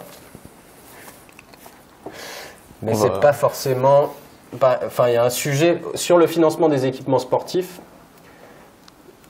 Quand je parlais des 80% et des 20% tout à l'heure, c'est porté par une collectivité locale avec l'aide du département, de la région et de l'État. Il faut juste savoir que ce n'est pas le ministère des Sports qui finance les équipements sportifs en France, c'est des dispositifs d'aménagement du territoire qui s'appellent la DETR et la DESIL, et que le plan des 5000 équipements de l'Agence nationale du sport, qui est le bras armé du ministère des Sports, eux financent des petits équipements dans le cadre des JO. C'est un appel à projet temporaire, mais aujourd'hui qui apporte un vrai effet levier pour les zones rurales et les zones urbaines sur le financement d'équipements sportifs. Donc ça aussi, ça apporte... Voilà, il y a toute une dynamique autour des Jeux. On verra l'héritage, puisque les 3 piliers, c'est célébration, engagement et héritage. C'est ça les 3 piliers. Et donc il y a bien la notion d'héritage et qu'est-ce qu'on fait après, notamment sur la santé des jeunes. Nous, on attend forcément, on a prévu de faire beaucoup de choses, nous, en tant que département, sur 2 sujets, la santé des jeunes et la transition environnementale. Ça, c'est les 2 gros chantiers qu'on lance après les JO. On verra comment l'État réagit à ça. Enfin, pas à ce qu'on fait, mais à ces sujets-là. En tout cas, à l'après-JO. Mais pour nous, c'est les 2 priorités du sport de demain, principales. C'est ces 2 sujets-là. On verra la notion d'héritage ensuite. On va avancer sur la présentation, on va parler du relais de la flamme. Donc là, je vous ai mis un petit peu le parcours du relais de la flamme qui passe par les plages du débarquement pour aller à Bayeux, Cabourg, Honfleur, Lisieux, Falaise et pour aller à Caen. Donc vous l'avez dit précédemment que le coût d'autorisation d'organisation c'était 180 000 €. Et j'ai vu dans un article de actu.fr que le coût d'organisation est estimé à plus de 200 000 €. Et j'aimerais vous demander à combien estimer le coût d'organisation total d'un événement. 180 000 euros, c'est le ticket d'entrée. Nous, après, on a ciblé une somme là, supplémentaire pour le volet animation de la journée. C'est important. Quand on prend un événement, quand on fait un partenariat avec un acteur, il y a le budget qu'on met pour le partenariat, mais il y a ce qu'on appelle le budget d'activation. Ça ne sert à rien de prendre un partenariat, mais de ne pas l'activer derrière. Donc il faut toujours... un sponsor voile, il met 200 000 euros sur un bateau, mais il faut qu'il active à 500 000 euros derrière pour qu'il y ait des effets en fait à ce partenariat. Donc là c'est pareil, on a un budget ticket d'entrée et puis on a un budget derrière dédié aux animations de la journée. Après globalement nous ça nous coûte entre 20 et 40 000 euros en plus. Globalement c'est 180 plus 40, allez 220 000 et on récupère 110. Donc nous la flamme elle va nous coûter 110 000 euros. Plus le temps RH qu'on va passer à gérer ce truc-là. Donc c'est pas démentiel. Après, le coût d'organisation du relais de la flamme par Paris 2024, c'est plusieurs millions d'euros. C'est pour ça qu'ils nous ont demandé 180 000 euros. C'est parce qu'un relais de la flamme, en fait, ils sont partis du principe qu'un relais de la flamme classique, c'était 1 mois et demi.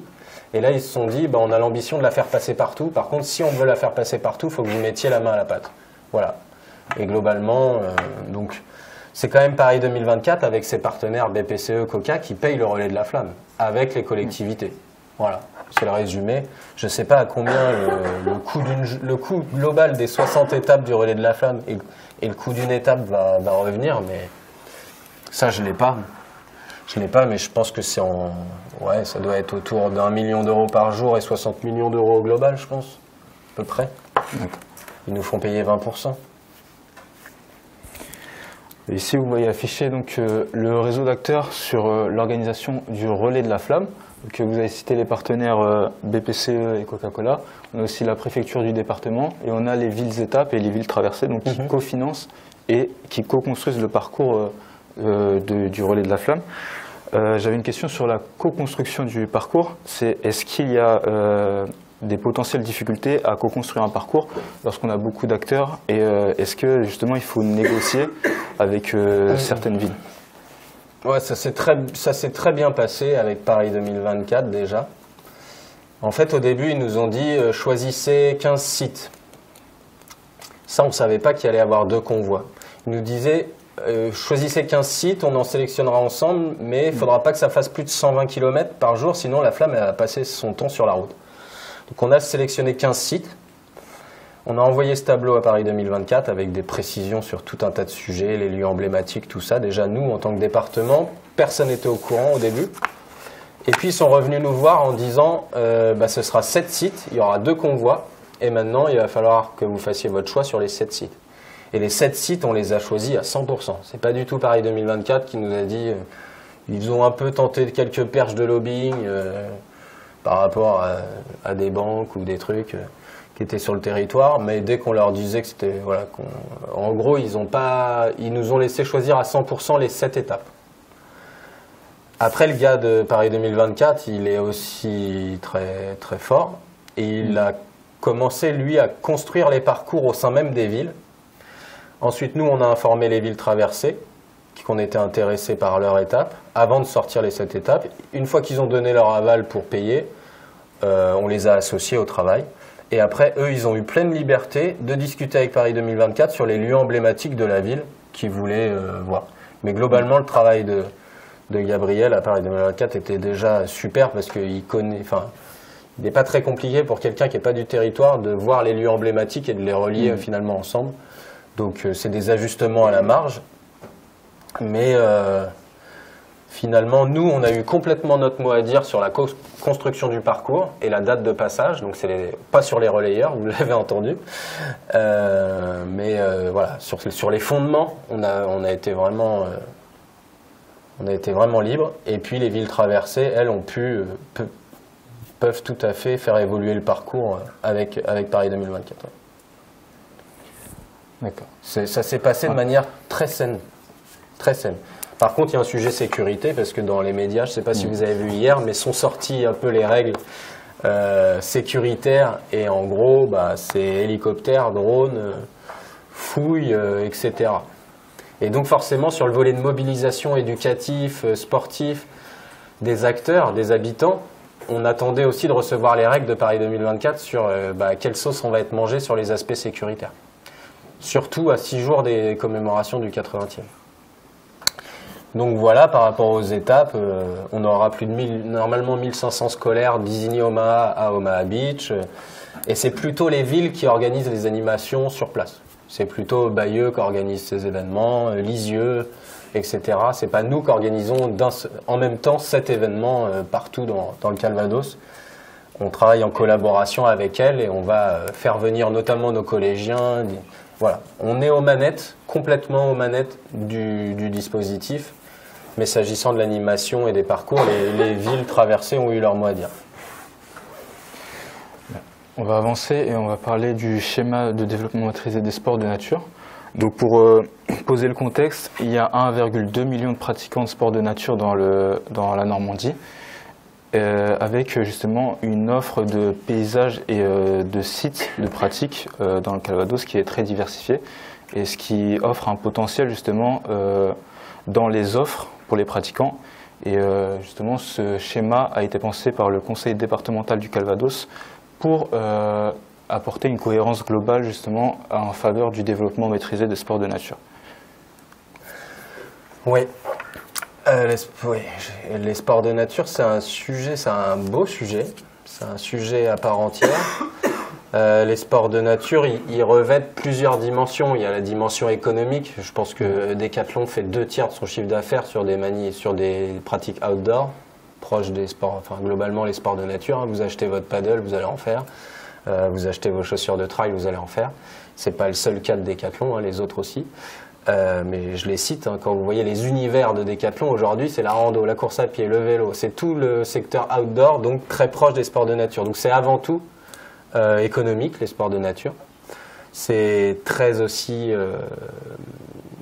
il y a un gros volet touristique, beaucoup de territoires misent sur les sports de nature comme outil d'attractivité.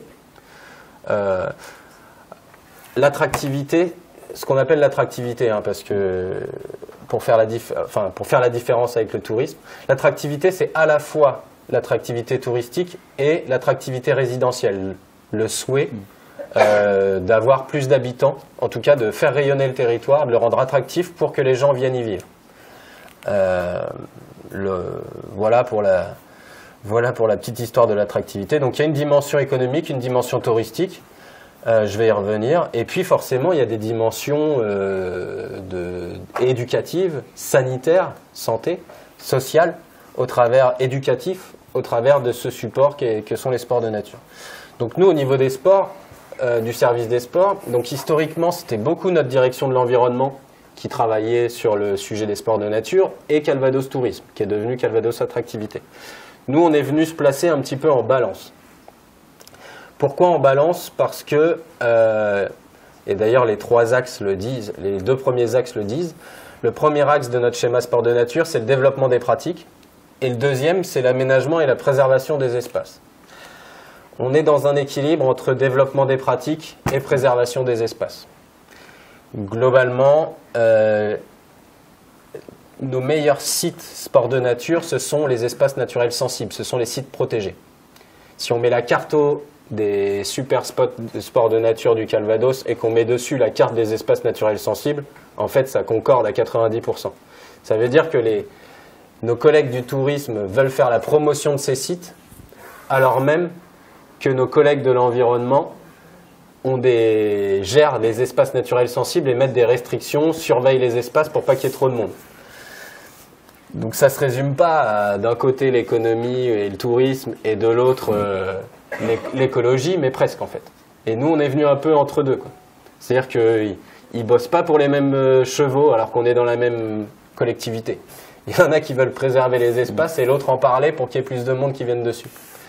Donc nous, on se place à la fois en tant que service des sports et politique sportive sur le développement, toujours en lien avec notre politique, sur le développement éducatif, sportif, sanitaire et social des sports de nature. Et on se place en équilibre par rapport à nos collègues sur préservation des espaces, aménagement et développement des pratiques, notamment à but touristique, mais aussi les autres dimensions que j'ai expliquées pour les plus jeunes. Sur le nautisme ou les sports de nature, pour que les touristes viennent faire des sports de nature et du nautisme chez nous, il faut d'abord que nous, Calvadosiens, on en fasse chez nous. Pourquoi on n'est pas aussi bon que les Bretons en activité nautique? C'est parce qu'eux, ils font de la voile et ils en font en fait. Ils en font, ils sont pratiquants, ils sont sur l'eau. Et nous, tu arrives dans le Calvados et on n'est pas sur l'eau. Donc avant que les touristes soient sur l'eau, il faut déjà que notre population, et notamment nos jeunes, on les sensibilise à ce milieu marin, à ces espaces naturels sensibles. Et c'est pour ça qu'on développe des actions pour les enfants, pour les jeunes, pour les habitants, pour que déjà au niveau local, il y ait une sensibilisation et une appropriation du patrimoine naturel du territoire avant que effectivement nos visiteurs et puis d'autres familles aient le souhait de s'installer chez nous. Voilà. Donc développement des pratiques, donc vous avez vu le démarketing par exemple dans les calanques de Marseille. On n'en est pas là encore chez nous, mais forcément la Suisse normande qui est le gros spot sport de nature, là on est... Donc on a le gros spot sport de nature, je ne sais pas s'il y en a chez vous qui avez travaillé sur le trail scientifique de Clécy, qui était un beau coup de projecteur sur le territoire porté par un universitaire, Benoît Mauvieux. C'était le premier trail scientifique au monde qui réunissait des différents laboratoires qui œuvraient sur différentes thématiques. En fait, c'était des laboratoires qui travaillaient sur tout un tas de sujets, le rebond du pied, le sommeil, etc. Chez nous, à Clécy, et nous, on a accompagné la Suisse normande pour créer, en marge de ce projet scientifique, un trail qui est devenu la 1000D Suisse normande, qui regroupe l'événement trail dans le Calvados. On les a accompagnés pour ça, l'Office de tourisme de Suisse normande, ils ont créé l'événement. Mais en même temps qu'on développe l'événement, tu as nos collègues des ENS qui disent pas plus de 500 sur le pain de sucre, sur les espaces naturels sensibles de la course. Qu'on est obligé de trouver des billets. Donc là, je leur dis, vous n'avez pas que les espaces naturels sensibles, donc il faut que les locaux, on aille sur des formats courts qui n'aillent pas dans les espaces naturels sensibles, et puis il faut par contre que les gens viennent chercher la destination suisse normande sur les espaces naturels sensibles, moyennant la limite, quoi. Donc on essaye de faire du lobbying auprès de nos collègues, mais en fait on est toujours dans cette... on veut développer un trail emblématique pour le Calvados, on veut développer une destination sportive suisse normande, mais à côté de ça, il y a des sujets de préservation. Il y a la loi sur l'eau qui casse les barrages, à juste titre, et qu'on accepte, plus ou moins. Enfin, en tout cas, les effets. Vous savez qu'il y a une loi sur l'eau qui dit, en gros, il n'y a plus de barrages. Donc, soit on pense aménagement des barrages. Donc ça remet en cause la pratique du kayak sur la Suisse normande, qui est un truc... la Suisse normande, c'est en millions d'euros, la pratique du kayak sur la Suisse normande. Donc il faut faire évoluer les pratiques, il faut travailler sur l'aménagement justement de ces barrages-là, voir les gains effectivement. Donc il y a des sujets autour de l'eau, il y a des sujets autour de la terre, de la préservation de ces espaces-là. En tout cas, quand on parle sport de nature, on est toujours dans cet équilibre-là. Voilà. Et puis donc on a lancé une commission départementale sport de nature et le 16 mai prochain, on lance un réseau d'acteurs, réseau départemental des acteurs sport de nature pour travailler sur ces thématiques-là de manière commune et globale. On va parler de la maison départementale. Comment aller vite? Comment? Je dis comment aller vite. Donc la politique sportive, vous l'avez retenu, 3 axes, 3 priorités transversales et 3 dossiers stratégiques. Le schéma des sports de nature, Terre de Jeux 2024 et ça. La maison des sports, Kesako. Donc, je suis arrivé en 2015 et en 2015 d'ailleurs. En 2015, le CROSS, donc le Comité régional olympique de Basse-Normandie et le GDOS du Calvados ont sollicité un rendez-vous auprès de mon élu pour porter la création d'une maison régionale des sports. D'une maison des sports. D'ailleurs, même pas départementale ou régionale. C'était à l'époque de la fusion des régions. Ça faisait longtemps que le CROSS Basse-Normandie portait ce projet de maison des sports, depuis plus de 20 ans. Et ils viennent nous voir en 2015, CROSS Basse-Normandie GDOS. Mais 2016, donc on les rencontre. Je sens que mon élu est séduite par l'idée de faire une maison des sports. On en reste là. Et 2016, l'année d'après, le GDOS, donc il y a la fusion des régions, terminé le portage par le CROSS Basse-Normandie de ce projet. C'est Arnaud Bidel du service régional UNSS qui portait ça à l'époque. Fusion des régions, donc la Grande Normandie. Donc je pense que le cross, ils ont mis du temps à aussi fusionner derrière. Ils ont eu d'autres problèmes. Par contre, le comité départemental olympique et sportif du Calvados, donc le CDOS, hein, le comité des comités, celui qui regroupe les différentes disciplines, les différents comités départementaux, revient nous voir avec les résultats d'une enquête qu'il a fait auprès des comités départementaux sur tout un tas de sujets, la formation, l'emploi, etc. et des besoins d'espace. Et là, en gros, de l'étude ressort qu'il y a des besoins de bureaux, d'espaces de réunion, d'espaces de stockage, etc. Il nous donne cette étude-là, et là, en gros, sur la base de ce rendez-vous et de cette étude, on me dit, fais une étude approfondie sur une étude d'opportunité sur la création d'un tel équipement dans le Calvados. Donc là, c'est 2017-2018. Je vais visiter 6 maisons des sports en France, j'emmène des élus, j'emmène le CDOS sur certains rendez-vous, on visite toutes les maisons des sports du Grand Ouest, on prend les bonnes idées, on prend les mauvaises aussi, pour ne pas les refaire, même si ce ne sera pas parfait, c'est jamais parfait un projet, surtout évolutif comme celui-là. Donc on fait comme ça 6 visites de maisons des sports, et je relance un questionnaire au comité, mais spécifique sur maison des sports, les besoins, les outils, les espaces.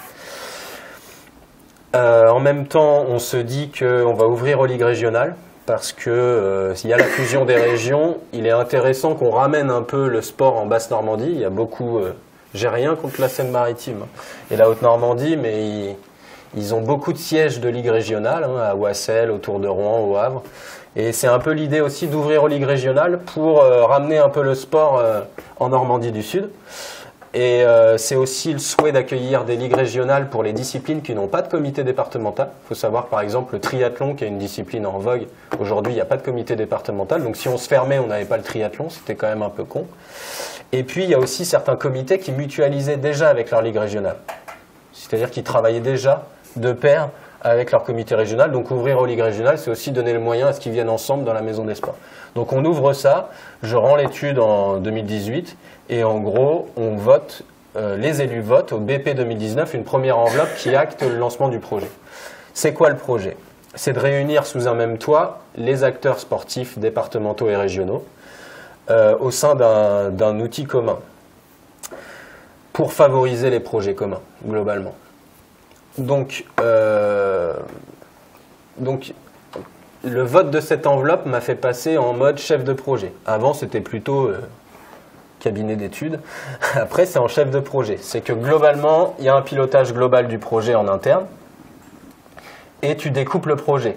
La partie investissement, la partie conception travaux, le bâtiment, où là, tu mets la directrice des bâtiments, elle est chargée de réaliser le bâtiment. Donc, tu mets en place un groupe de travail sur ce sujet-là, de l'investissement des travaux.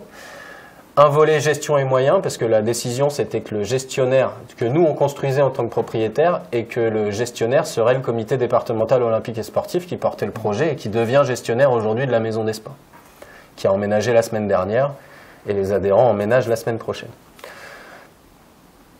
Donc, gestion et moyens, notre rôle, c'est d'accompagner le CDOS dans la gestion future. Le CDOS, c'est une structure sportive, ils n'ont jamais appris à gérer des contrats d'espace vert, des assurances, des contrats d'ascenseur, de maintenance de légionellose. Enfin, il y a 30 contrats de gestion du bâtiment. Donc, mon rôle, ça a été ça, les accompagner avec mes collègues des bâtiments. Et puis, il y a le volet projet de développement. Troisième sujet, c'est qu'est-ce qu'on fait de cet outil commun. Donc là, l'outil commun, l'objectif, et je le dis souvent, c'est un outil au service des acteurs sportifs au service des Calvadosiens. L'objectif, c'est un projet de développement, 2 fonctions. La fonction ressources, la maison des sports doit être un lieu de ressources, d'accompagnement, un lieu d'information, un lieu de mise en réseau, un lieu d'événementiel, un lieu d'aide à la pratique, un lieu de travail, notamment pour le monde étudiant. Il y a 6 fonctions dans cette fonction ressources, il y a 6 thématiques. Et puis, justement, une fonction animation, c'est quelle thématique on veut faire avancer au sein de la Maison des Sports. Donc là, on a collé notre politique sportive à celle du CDOS et on a fait des ateliers communs pour travailler sur qu'est-ce qu'on va y faire. Et vous retrouvez, donc les 4 thématiques, c'est sport santé, sport et handicap, éducation et citoyenneté par le sport et sport de nature. Donc on retrouve bien les priorités du département et celles du CDOS, qui a des missions sur l'éducation, la santé et le handicap. Il n'y a que les sports de nature où on a la main à 100% sur ce sujet-là. C'est les 4 thématiques. Donc on veut faire avancer 4 thématiques globalement et on veut faire avancer une fonction ressources pour faire de cette maison des sports un lieu de ressources pour les habitants, les étudiants, les sportifs, les non-sportifs, des associations non sportives qui veulent prendre le sport comme un moyen pour faire du social, de la santé, etc., de l'éducation. Voilà le projet. Et donc, 4e et dernier volet du projet, le volet communication. Création d'un site internet, création d'une identité, écriture d'une stratégie de communication, puis identité visuelle, jusqu'à la papeterie, jusqu'à l'habillage du bâtiment, etc. Donc un projet comme ça, il a été découpé en gros sur le volet travaux, gestion, projet de développement, communication. Donc on ouvre là le 5 février prochain, il faudra qu'on fasse une visite. On emmène 50 acteurs, 46 comités départementaux et ligues régionales, 28 comités départementaux et 18 ligues régionales, ça fait 46, et 4 partenaires, les STAPS, l'UFR STAPS, donc l'Université de Caen, la ville d'Hérouville, où est implanté le bâtiment, vous l'avez peut-être vu le long du périph', il est entre le viaduc et le CHU, côté Hérouville. Mon 3e, l'éducation nationale, la DSDEN, et puis Animation Emploi Calvados, qui est une tête de réseau associatif qui accompagne 200 acteurs sportifs sur la gestion de la paye, les salaires et l'emploi globalement. Donc 46 adhérents et 4 partenaires qui font 50 acteurs au moment de l'ouverture, en tout cas. Donc c'est pas le coût du Palais des Sports, vous avez vu. 7 millions, c'est 6,5 millions, mais c'est 7 millions. L'État nous a aidés à hauteur de 2 millions d'euros dans le cadre du programme France Relance. Et voilà. Donc on aura mis autant sur le Palais des Sports de Caen-la-Mer que sur notre propre maison des sports. C'est la conclusion de... Non, non, mais voilà, donc c'est des bureaux, donc il y a une salle polyvalente, il y a un club, il y a une cafétéria, il y a des cuisines, etc. Un clubhouse. Au rez-de-chaussée, c'est les espaces communs. Au premier étage, il y a un plateau de 23 bureaux, avec au bout 2 autres salles de réunion. Et deuxième étage, il y a un autre plateau de 23 bureaux, et il y a une salle de créativité et un coworking. Donc je pense qu'il y a plusieurs étudiants qui... Enfin, on l'a créé notamment pour le monde étudiant, ces espaces-là, pour construire des projets ensemble, en faire un laboratoire aussi du sport dans le Calvados. Pour nous, ça a beaucoup de sens de faire rentrer les étudiants dans cet équipement, et notamment le coworking va être là pour accueillir globalement les stagiaires des structures départementales et régionales qui accueillent des stagiaires. Globalement, ça va être ça, et la salle de créa à côté, ça va être pour faire justement des ateliers de ce type. Voilà. Et il y a 50 box de stockage au sous-sol pour leur matériel sportif. Voilà. Est-ce que vous pouvez expliquer quel sera le modèle économique peut-être de la Maison des Sports? Ouais, donc nous on construit 7 millions d'euros en investissement. En fonctionnement, on a donné une aide au CDOS pour impulser, notamment sur les ressources humaines qui gèrent la Maison des Sports depuis 4 mois avant qu'elle ouvre. Enfin, ça fait 3 ans, mais surtout là de manière intensive depuis 4 mois. L'objectif, c'est qu'elle soit à l'équilibre au bout de 3 ans. C'est-à-dire qu'on crée un outil pour les acteurs. Ensuite, c'est les acteurs qui doivent équilibrer leur modèle. Donc, ils payent aujourd'hui 125 € pour un bureau. En fait, on a une tarification. Ils payent pour 30 € pour le box de stockage. Et les salles de réunion qui sont réservées sont payantes aussi. Donc voilà. Le modèle économique. L'objectif, en fait, là, on a des conventions qui durent sur 2 ans. On fera le bilan au bout de 2 ans sur le modèle économique, et on peut réajuster ensuite au travers de notre convention avec le CDOS et le CDOS dans le cadre de ses conventions avec tous les adhérents. Si on voit qu'on est vraiment à côté de la plaque en termes de modèle économique. Mais on ouvre à 40, il y a 49 bureaux, dont 46 bureaux réservables, et 46 sont occupés. On en avait un de libre, mais c'est plus le cas depuis 2 jours. Et on a 50 box, les 50 box sont pris. Donc on a comme ça 90 000 € de recettes, et on pense que le bâtiment va nous coûter entre 120 et 150 000 €. Donc les recettes fixes de 90 000, il faut qu'on aille chercher en fait 40 000 € sur les réservations en fait, des salles, sur la partie un peu justement non permanente, quoi. Donc voilà, l'objectif c'est qu'après ce soit eux qui payent pour leur outil en gros. D'accord. Il nous reste un petit peu de temps pour parler du projet Calvados Territoire 2030. Après, on va laisser la parole aux étudiants s'ils souhaitent. Je vais aller vite. Ouais. Calvados Territoire 2030, j'en ai déjà parlé, c'est les équipements sportifs. Donc le diagnostic, et au-delà du diagnostic, on a un diagnostic à l'échelle des EPCI, on en fait des enjeux par territoire, mais au-delà des enjeux qu'on repère, on a aussi nos propres objectifs. Les objectifs, c'est ceux-là: moderniser et créer des équipements responsables et innovants dédiés aux jeunes, la pratique des personnes en situation de handicap et des seniors, donc le volet autonomie, le développement du sport féminin, le développement des sports de nature et le développement du sport en accès libre. Voilà. Puis pourquoi le sport en accès libre? Parce que 36 millions de pratiquants de sport, d'une activité physique et sportive en France, 16 millions de licenciés. Il y a plus de gens qui pratiquent hors club sportif que dans les clubs sportifs. Sachant que chacun d'entre nous, on a plusieurs pratiques sportives. Si vous avez un abonnement chez Basic Fit, vous êtes dans le sport à la demande.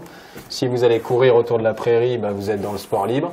Si vous avez une licence dans un club de basket, vous êtes licencié fédéral. Donc on a tous, chacun d'entre nous, plusieurs formes de pratiques au sein de notre pratique sportive. Et nous, notre job, il n'est pas sur le Basic Fit, sur le sport à la demande, il n'est pas sur le sport privé. Les gens sont autonomes et payent pour pratiquer dans des clubs privés, donc c'est très bien pour eux. Ce n'est pas notre job. Sur le sport en autonomie, la course à pied, le sport que vous faites vous-même, on va chez Decathlon, on s'achète des trucs et ça nous permet d'aller faire du sport. Là, notre rôle, c'est d'aider les collectivités dans l'aménagement des équipements de proximité. Et nous, ce qui nous intéresse, c'est le sport scolaire, la dimension éducative du sport scolaire. Et forcément la dimension sociale, sanitaire, le sport santé, ceux qui ont besoin d'un coup de pouce pour pratiquer. Voilà, ceux qui ne sont pas autonomes dans leur pratique. Est-ce que vous pouvez nous parler des contrats de territoire? J'en ai déjà beaucoup parlé, donc je ne vais pas m'étendre sur le sujet. Je vous ai dit qu'on a un diagnostic à l'échelle des 16 EPCI. On a une enveloppe pour la période de 150 millions d'euros pour ces territoires-là, pour la culture, l'environnement, les services au public, la santé et le sport. Et on passe dans un dialogue où on est capable de dire à Cœur de Nacre, il manque une médiathèque, la priorité c'est la médiathèque. Okay. Et moi, dans le sport, si globalement tout va bien, je ne suis pas obligé de mettre un gros coup de pouce à un gros projet. C'est cette vision des choses. C'est de se dire, le contrat de territoire, c'est de l'aménagement du territoire. Et si la priorité des priorités, c'est la médiathèque, c'est la médiathèque. Voilà. Et donc, la politique contractuelle, on a un dispositif, l'aide aux petites communes rurales pour les petites communes rurales, la PCR+, pour les pôles de centralité intermédiaire, et les contrats de territoire pour les grosses communes et les EPCI, justement, où on est dans ce dialogue sur les trois dispositifs qui forment la politique contractuelle, contrat de territoire, APCR+, APCR. Politique contractuelle, on passe d'une logique un peu de guichet. Avant, il faut savoir que l'enveloppe équipement sportif, elle était chez nous au sein du service des sports quand je suis arrivé. Et puis c'était 20% pour un stade, 10% pour une piscine, 30% si c'était collégien. C'était une genre de, pas de caisse enregistreuse, mais presque quoi. C'était donc en fait là on passe dans une logique d'analyse du territoire, de partage, d'échange et de priorisation. Et donc c'est ça les contrats de territoire. Et les 150 millions, selon le nombre d'habitants, de scolaires, de routes, etc. Il y a des critères. On répartit des enveloppes sur les 16 territoires. Et ensuite ils émargent comme ça sur tel ou tel projet qui arrive. Et le sport globalement avec les services au public, c'est la première thématique de soutien. Puisque sur les 150 millions, à raison de 5 millions de moyenne, sur 6 ans, on aura fait 30 millions, donc on aura fait 20%, je pense qu'on représente 20%. Sur la dernière partie, on représentait 30% des contrats de territoire. Donc là, je pense qu'on sera autour de 20-25% dans 4-5 ans. Donc c'est un gros sujet, le sport, notamment sur la modernisation du parc d'équipement. On est plutôt bien doté en équipement, mais nos gymnases sont tous pourris, globalement. Enfin, ils ne sont pas en très très bon état pour la plupart, c'est mieux dit. Idem pour les piscines. Donc voilà, on a un gros enjeu de restructuration. Il y a quelques créations, le Palais des Sports, c'est un vrai besoin. Il y a des pistes d'athlètes qui se créent, c'est très bien. L'enjeu, c'est surtout la modernisation d'équipements qui sont globalement très vieillissants, qui ont 30-40 ans. Surtout la performance énergétique, et je reviens sur la transition environnementale, on a un gros rôle sur la rénovation thermique et énergétique des gymnases, des bâtiments, pour qu'ils leur coûtent moins cher en fonctionnement. Forcément. En plus, avec le prix des fluides, la guerre en Ukraine, l'électricité, le gaz, là, ils ont pris une claque terrible. Il y a même des communes qui ferment leurs équipements hein, pour ça, sur des périodes. Des piscines qui ferment pendant 2 mois, ça ne se voyait pas avant. Des gymnases pendant les vacances. Il y a des grosses restrictions parce que les fluides coûtent un coût monstre et que les gymnases sont vieillissants, donc ils sont très énergivores. Quand un équipement, l'équipement maison des sports, je ne l'ai pas dit, mais c'est un projet environnemental, c'est BEPOS, bâtiment à énergie positive, matériaux biosourcés, il y a 120 panneaux photovoltaïques. L'objectif, c'est qu'il coûte le moins possible aussi aux acteurs dans le modèle économique. J'y reviens, mais on est sur le réseau de chaleur d'Hérouville, on a 120 panneaux photos, tout est en LED, forcément, ça coûte moins cher que... Donc aujourd'hui, notre enjeu, c'est de moderniser les équipements, surtout. J'avais une question sur le budget. De 2017 à 2021, on avait un budget de 60 millions et là on passe à 50 millions sur la période 2022-2025. 150. Ouais. 150 ouais, on a doublé nos aides au territoire. Et qu'est-ce qui fait que ça a doublé? Ils savent bien gérer chez nous. Non, mais les départements... Notre département est en bonne santé financière. La capacité d'investissement, c'est assez facile d'investir pour les autres. Parce que j'investis pour les autres, derrière, je n'ai pas de charge de fonctionnement. Une ville qui fait un gymnase, derrière, elle va se payer 30 ans de fonctionnement. Nous, c'est assez facile. On leur dit, OK, on met 30% sur votre gymnase, on vous aide à le construire, mais derrière, de toute façon, c'est vous qui le payez. Donc, ce n'est pas très compliqué pour un département d'investir pour les autres. Et vu qu'on est bien géré, on a une grosse capacité d'investissement et du coup, on a doublé nos aides au territoire. D'accord. Voilà. Mais après, on porte des projets nous-mêmes. On a des bâtiments, hein, on a des agences routières, on a des agences sociales partout sur le département. On a 60 collèges, donc des charges, on en paye, il n'y a pas de problème. Mais sur ces contrats de territoire, on a investi pour les autres, ce qui fait qu'on avait une grosse marge. Okay. Voilà. Merci Aurélien Richard d'être venu pour nous présenter le département du Calvados et sa politique sportive. Merci aux étudiants d'avoir été attentifs. Merci Mathieu. Merci à vous. Et je laisse la parole aux étudiants s'ils souhaitent poser des questions ou si vous souhaitez poser des questions.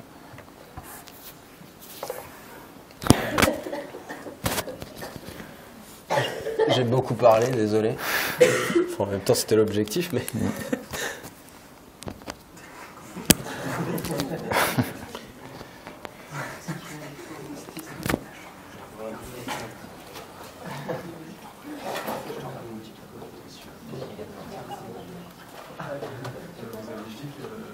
Vous avez travaillé pour une commune et pour un département. Je voulais savoir c'est quoi, qu'est-ce que vous préférez, quels sont les points forts et les points faibles de chaque section.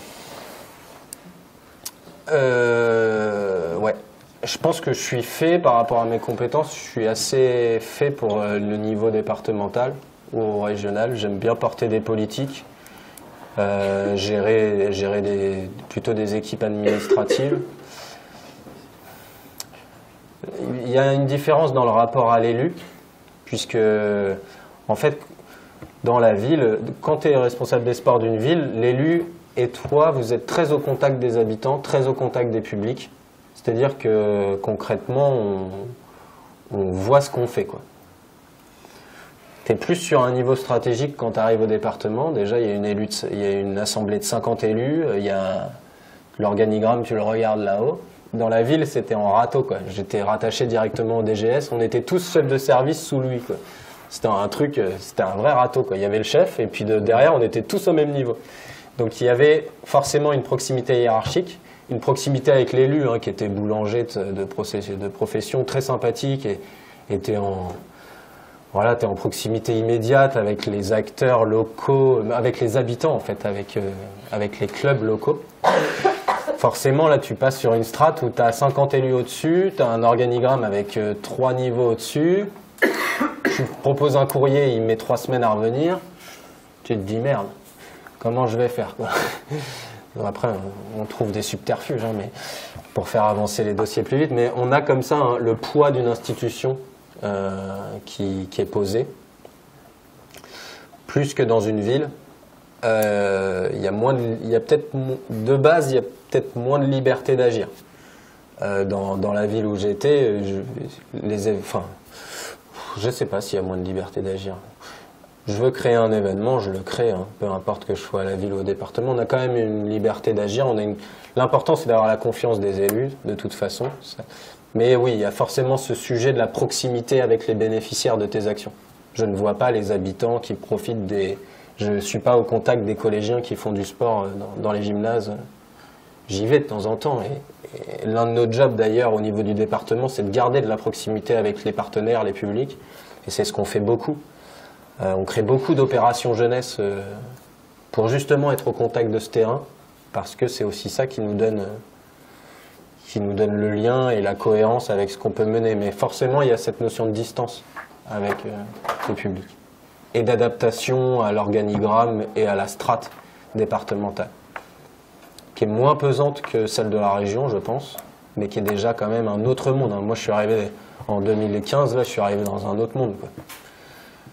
Et à Bernay, c'était une petite ville de 11 000 habitants. Quand je viens, c'est pour valider mon concours et on me dit « Ok, tu vas t'occuper des relations avec les assos, du suivi des équipements, des agents, gardiens de gymnase, éducateurs sportifs et de la politique événementielle, mais tu vas aussi être éducateur dans les écoles. » Donc j'étais au contact des CP, CE1, j'ai appris la gym à des CP, CE1, alors que j'avais fait une filière management.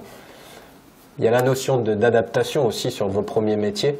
C'est peut-être pas le métier que vous aviez imaginé au début faire, mais c'est le métier qui vous mènera au métier que vous voudrez faire demain. Donc j'ai accepté et ça m'a apporté forcément cette proximité. J'ai créé des événements pendant 3 ans, j'ai fait un audit sur les équipements, ça m'a servi de tremplin pour ici en fait. Et quand on parle sport scolaire et EPS ici, je sais ce que c'est. Du coup, le fait d'être passé par une ville. Je pense que ça a été très enrichissant d'avoir cette connaissance du local avant d'arriver dans une strate comme ça, départementale ou régionale, où tu as beaucoup moins de liens avec ce qui se passe sur le terrain, avec des entraîneurs. Moi, je sais ce que c'est que des enseignants d'EPS chiants ou pas, dans un de tes gymnases. Et du coup, aujourd'hui, quand je gère les conventions, je sais ce qui se passe sur le terrain. Donc, voilà. C'est deux mondes, mais l'un a nourri l'autre, quoi. Et c'est ça qui est important, c'est de se construire un parcours. Aujourd'hui, on ne fait pas tout le temps le même métier, vous en aurez plusieurs des métiers. Il faut juste penser aux métiers qui vont vous construire progressivement pour essayer de vous améliorer et de faire le métier qui vous plaît, que vous vous sentiez utile, peu importe que vous travaillez dans le privé, l'associatif. Et je le dis, hein, pensez pas qu'on est... Moi, j'ai parlé de ce que je fais, du département, pensez pas qu'on est cloisonné, hein. Je vous parle de Néo-Expérience, une start-up, je vous parle de caisse d'épargne, je vous parle de club. Il faut savoir que vous soyez privé, sportif, que vous soyez l'État, les collectivités territoriales, les privés ou les associatifs, vous travaillerez ensemble. C'est une question plus de strates et d'écosystème. Les assos ont besoin des collectivités pour financer leurs projets. On a besoin des assos pour organiser nos événements. On a besoin des privés pour faire des choses exceptionnelles, des shows, apporter du plus, des nouvelles technologies, etc. Pour créer des partenariats, le poids des entreprises est de plus en plus présent dans le sport. Il y a une notion de privatisation aussi du sport, hein, qui est vraiment prégnante. On développe des partenariats alors qu'on avait une logique de subvention à des acteurs associatifs. Donc ne croyez pas qu'on est cloisonné entre typologies de métiers, quoi. Si vous bossez dans le privé, vous bosserez avec des associatifs et des collectivités publiques. Et idem, c'est vrai pour chaque métier. Donc voilà, moi j'ai fait une première petite expérience dans le privé pour essayer d'avoir une première expérience professionnelle, être au contact des collectivités, puis collectivités locales, départementales, et puis après on verra.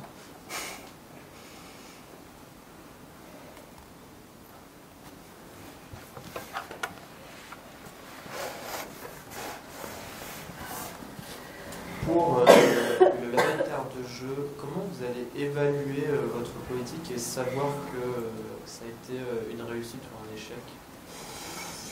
On a un comité de suivi. Donc chaque année, on fait des comités de suivi politique, bilan et perspective de chaque année. Des fois, il y a une notion d'obligation de moyens et obligation de résultats. Moi, j'ai écrit un projet de mobilisation avec tout le monde en interne. On a fait 50 actions. Après, j'ai pas eu tout l'argent que je voulais pour faire les actions. Donc j'ai dit, c'est un projet d'intention. Et si on fait 70% des 50 actions, ce sera très bien. Parce que, alors après, il a fallu aller chercher le budget flamme, c'était pas gagné. Et on était 2-3 à y croire au département et ils n'étaient pas du tout partis pour financer la flamme. Et puis c'était pas une question de droite-gauche en plus, c'était vraiment le principe de payer. Il y en a qui étaient OK, d'autres qui n'étaient pas OK. Que tu sois de gauche, de droite, du centre. C'était pas politique, même au sein au niveau des élus. En fait, il y avait des élus de gauche qui étaient pour et d'autres contre, et droite, pareil, centre-droit. Donc il a fallu aller chercher des budgets. Ce qui est marrant, ce qui est le plus marrant, c'est qu'il y a des trucs qu'on a écrits en 2019. On n'en a pas entendu parler en 19, 20, 21, 22. Alors il y a eu le Covid, il y a eu tout ça. Je pense au Château des Enfants, spécial JO. Je pense au Printemps des Clics, l'événement activité physique des seniors. On l'a écrit en 2019. Pas de son, pas d'image pendant 3 ans, des collègues, tout ça. C'est dans les cartons. Et là, année olympique, mi-2023, on commence à en entendre parler et les actions vont se réaliser. Après, sur des bilans d'actions, et on va forcément penser au pourcentage des actions qu'on a réussi à mener, et puis après des objectifs quantitatifs, enfin des données quantitatives et qualitatives pour savoir globalement combien on a attiré, combien on a mobilisé d'habitants, combien d'agents, sur combien d'actions, etc. Mais on fera le bilan comme on fait le bilan d'activité du service au global tous les ans. Mais bien sûr que l'évaluation d'ailleurs est un gros sujet dans les politiques publiques. On s'y met de plus en plus, mais évaluer l'action publique, ce n'est pas quelque chose qui était vraiment une habitude pour les départements, les régions. Et plus on avance, et plus c'est au moment de l'écriture des projets aujourd'hui qu'on prévoit la manière dont on va les évaluer. Et ça, c'est vraiment des nouveautés en termes de politique publique. Et c'est très bien, l'évaluation des politiques publiques. C'est important de faire le bilan des effets de notre action, sinon ça ne sert à rien. Et oui, et juste on fera un bilan en 2024, mais il y aura aussi la notion d'héritage, c'est-à-dire qu'est-ce qui sera resté. Donc je pense qu'en 2021, un an après les Jeux, c'est là qu'il faudra dire, voilà, en termes d'héritage, un an après, il y a toujours ça aussi. Il y aura le bilan de ce qu'on a fait sur 20-24 et aussi de ce qui restera en 25-26. Le bilan des JO sera sûrement terminé en 2025-26.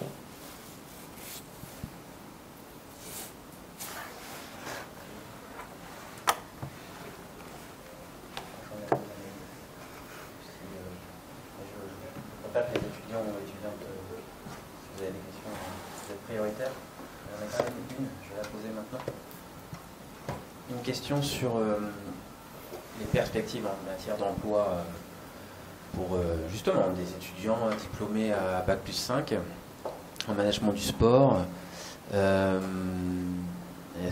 Comment tu vois les perspectives d'avenir, notamment du côté donc, des collectivités? Où se situent, selon toi, des tendances fortes, des besoins forts en termes de compétences à venir dans les années qui viennent? Ça, c'est la réponse que j'ai du mal. Je suis pas très fort pour ça. Globalement, je pense que c'est sûr que les opportunités, en tout cas la transformation progressive du sport, elle crée de l'emploi plutôt au niveau des structures privées, hein, des entreprises. Il y a plusieurs domaines. Il y a la vente d'articles de sport, il y a tout ce qui est partenariat, hein, sponsoring. J'ai un ancien collègue, Samir Sira, qui est un peu le monsieur caisse d'épargne aujourd'hui. Les gars, je pense pas qu'ils pensaient travailler pour la caisse d'épargne quand on était en master à Rouen tous les deux. Et très brillant. Je pense que là où il y a le plus d'opportunités quand même, c'est dans les entreprises privées, dans les entreprises. Dans les collectivités, globalement, il y a une activité. Il y a une activité parce que les territoires font toujours du sport un outil de rayonnement. Donc il y a un peu un turnover, hein. Il y a beaucoup de gens qui vont partir à la retraite, donc plutôt des nouveaux profils dans les collectivités locales, Mais on voit que là, il y a toujours du turnover constant et des places dans les collectivités. Et moi, la dernière personne que j'ai recrutée, c'est une étudiante, hein, Jasmine, qui devait être avec moi ce matin et qui devait apporter justement ce regard étudiant. Et elle m'accompagne sur tous les dossiers. Je pense que c'est une première expérience très enrichissante pour elle, mais elle a passé le concours de rédacteur. Concours, fonctionnaire, concours. Elle était en pleine formation d'intégration, plus a passé son oral de concours de catégorie B hier, donc elle n'était pas là. Mais comme ça, on voit, il y a des possibilités dans les collectivités, et avec vos compétences en communication, marketing, il y a plusieurs étudiants qui rentrent chez nous en direction de la com. C'est-à-dire que le service événementiel aujourd'hui, le département mise sur les événements sportifs mise sur les événements et les événements sportifs pour favoriser son dynamisme, son attractivité. Et on prend des profils sport parce qu'on sait les qualités aussi de sportifs, on sait les qualités en management. Un des derniers recrutés, il sort d'une filière, Maël, il sort d'une filière sport. Donc chez nous déjà, il y a toujours la possibilité. Là, on a une potentielle création de postes. J'ai recruté en 2019, en 2022. On était 4 à l'époque. Il y a eu un départ en retraite, donc on est 5. Un poste supplémentaire et une retraite. Donc il reste de l'activité au niveau des collectivités. Ce qui va se passer pour les associations, là il y a un gros sujet, quoi, au niveau du monde associatif, du bénévolat. Aujourd'hui, on va chercher forcément des développeurs de clubs. Quand je dis développeurs, c'est des personnes qui sont capables de piloter un club tant dans le volet projet sportif que le volet du projet associatif, forcément. Ce sera un des métiers de demain au niveau des clubs. Et puis c'est la capacité à créer de la recette. Donc c'est des capacités commerciales, des capacités dans le digital, c'est des capacités dans le marketing qu'ont pas l'ancienne génération, mais la raréfaction aussi des moyens fait que ces structures sportives, pour garder leur autonomie financière, il faut qu'elles créent de l'argent. Et donc vos profils sont très intéressants pour le devenir des structures associatives, je pense. Je pense qu'il y a une grosse carte à jouer dans l'accompagnement des clubs, des comités, des ligues régionales, sur ces notions de digitalisation, d'évolution du bénévolat, de modèle économique à construire. Et puis après, c'est tout le secteur privé hein, qui est très varié dans ces métiers. C'est là où il y aura plus d'employabilité, c'est sûr. Si je dois faire un ordre, je dirais celui-là, le privé, l'associatif, les collectivités et peut-être les services de l'État. Parce qu'il n'y a pas grand recrutement là-bas. Mais on reste un lieu de travail dynamique, quoi. Il y a des possibilités partout d'employabilité. Je ne suis pas inquiet pour vous. On va encore miser longtemps sur le sport. J'espère que tout ne va pas s'arrêter au JO.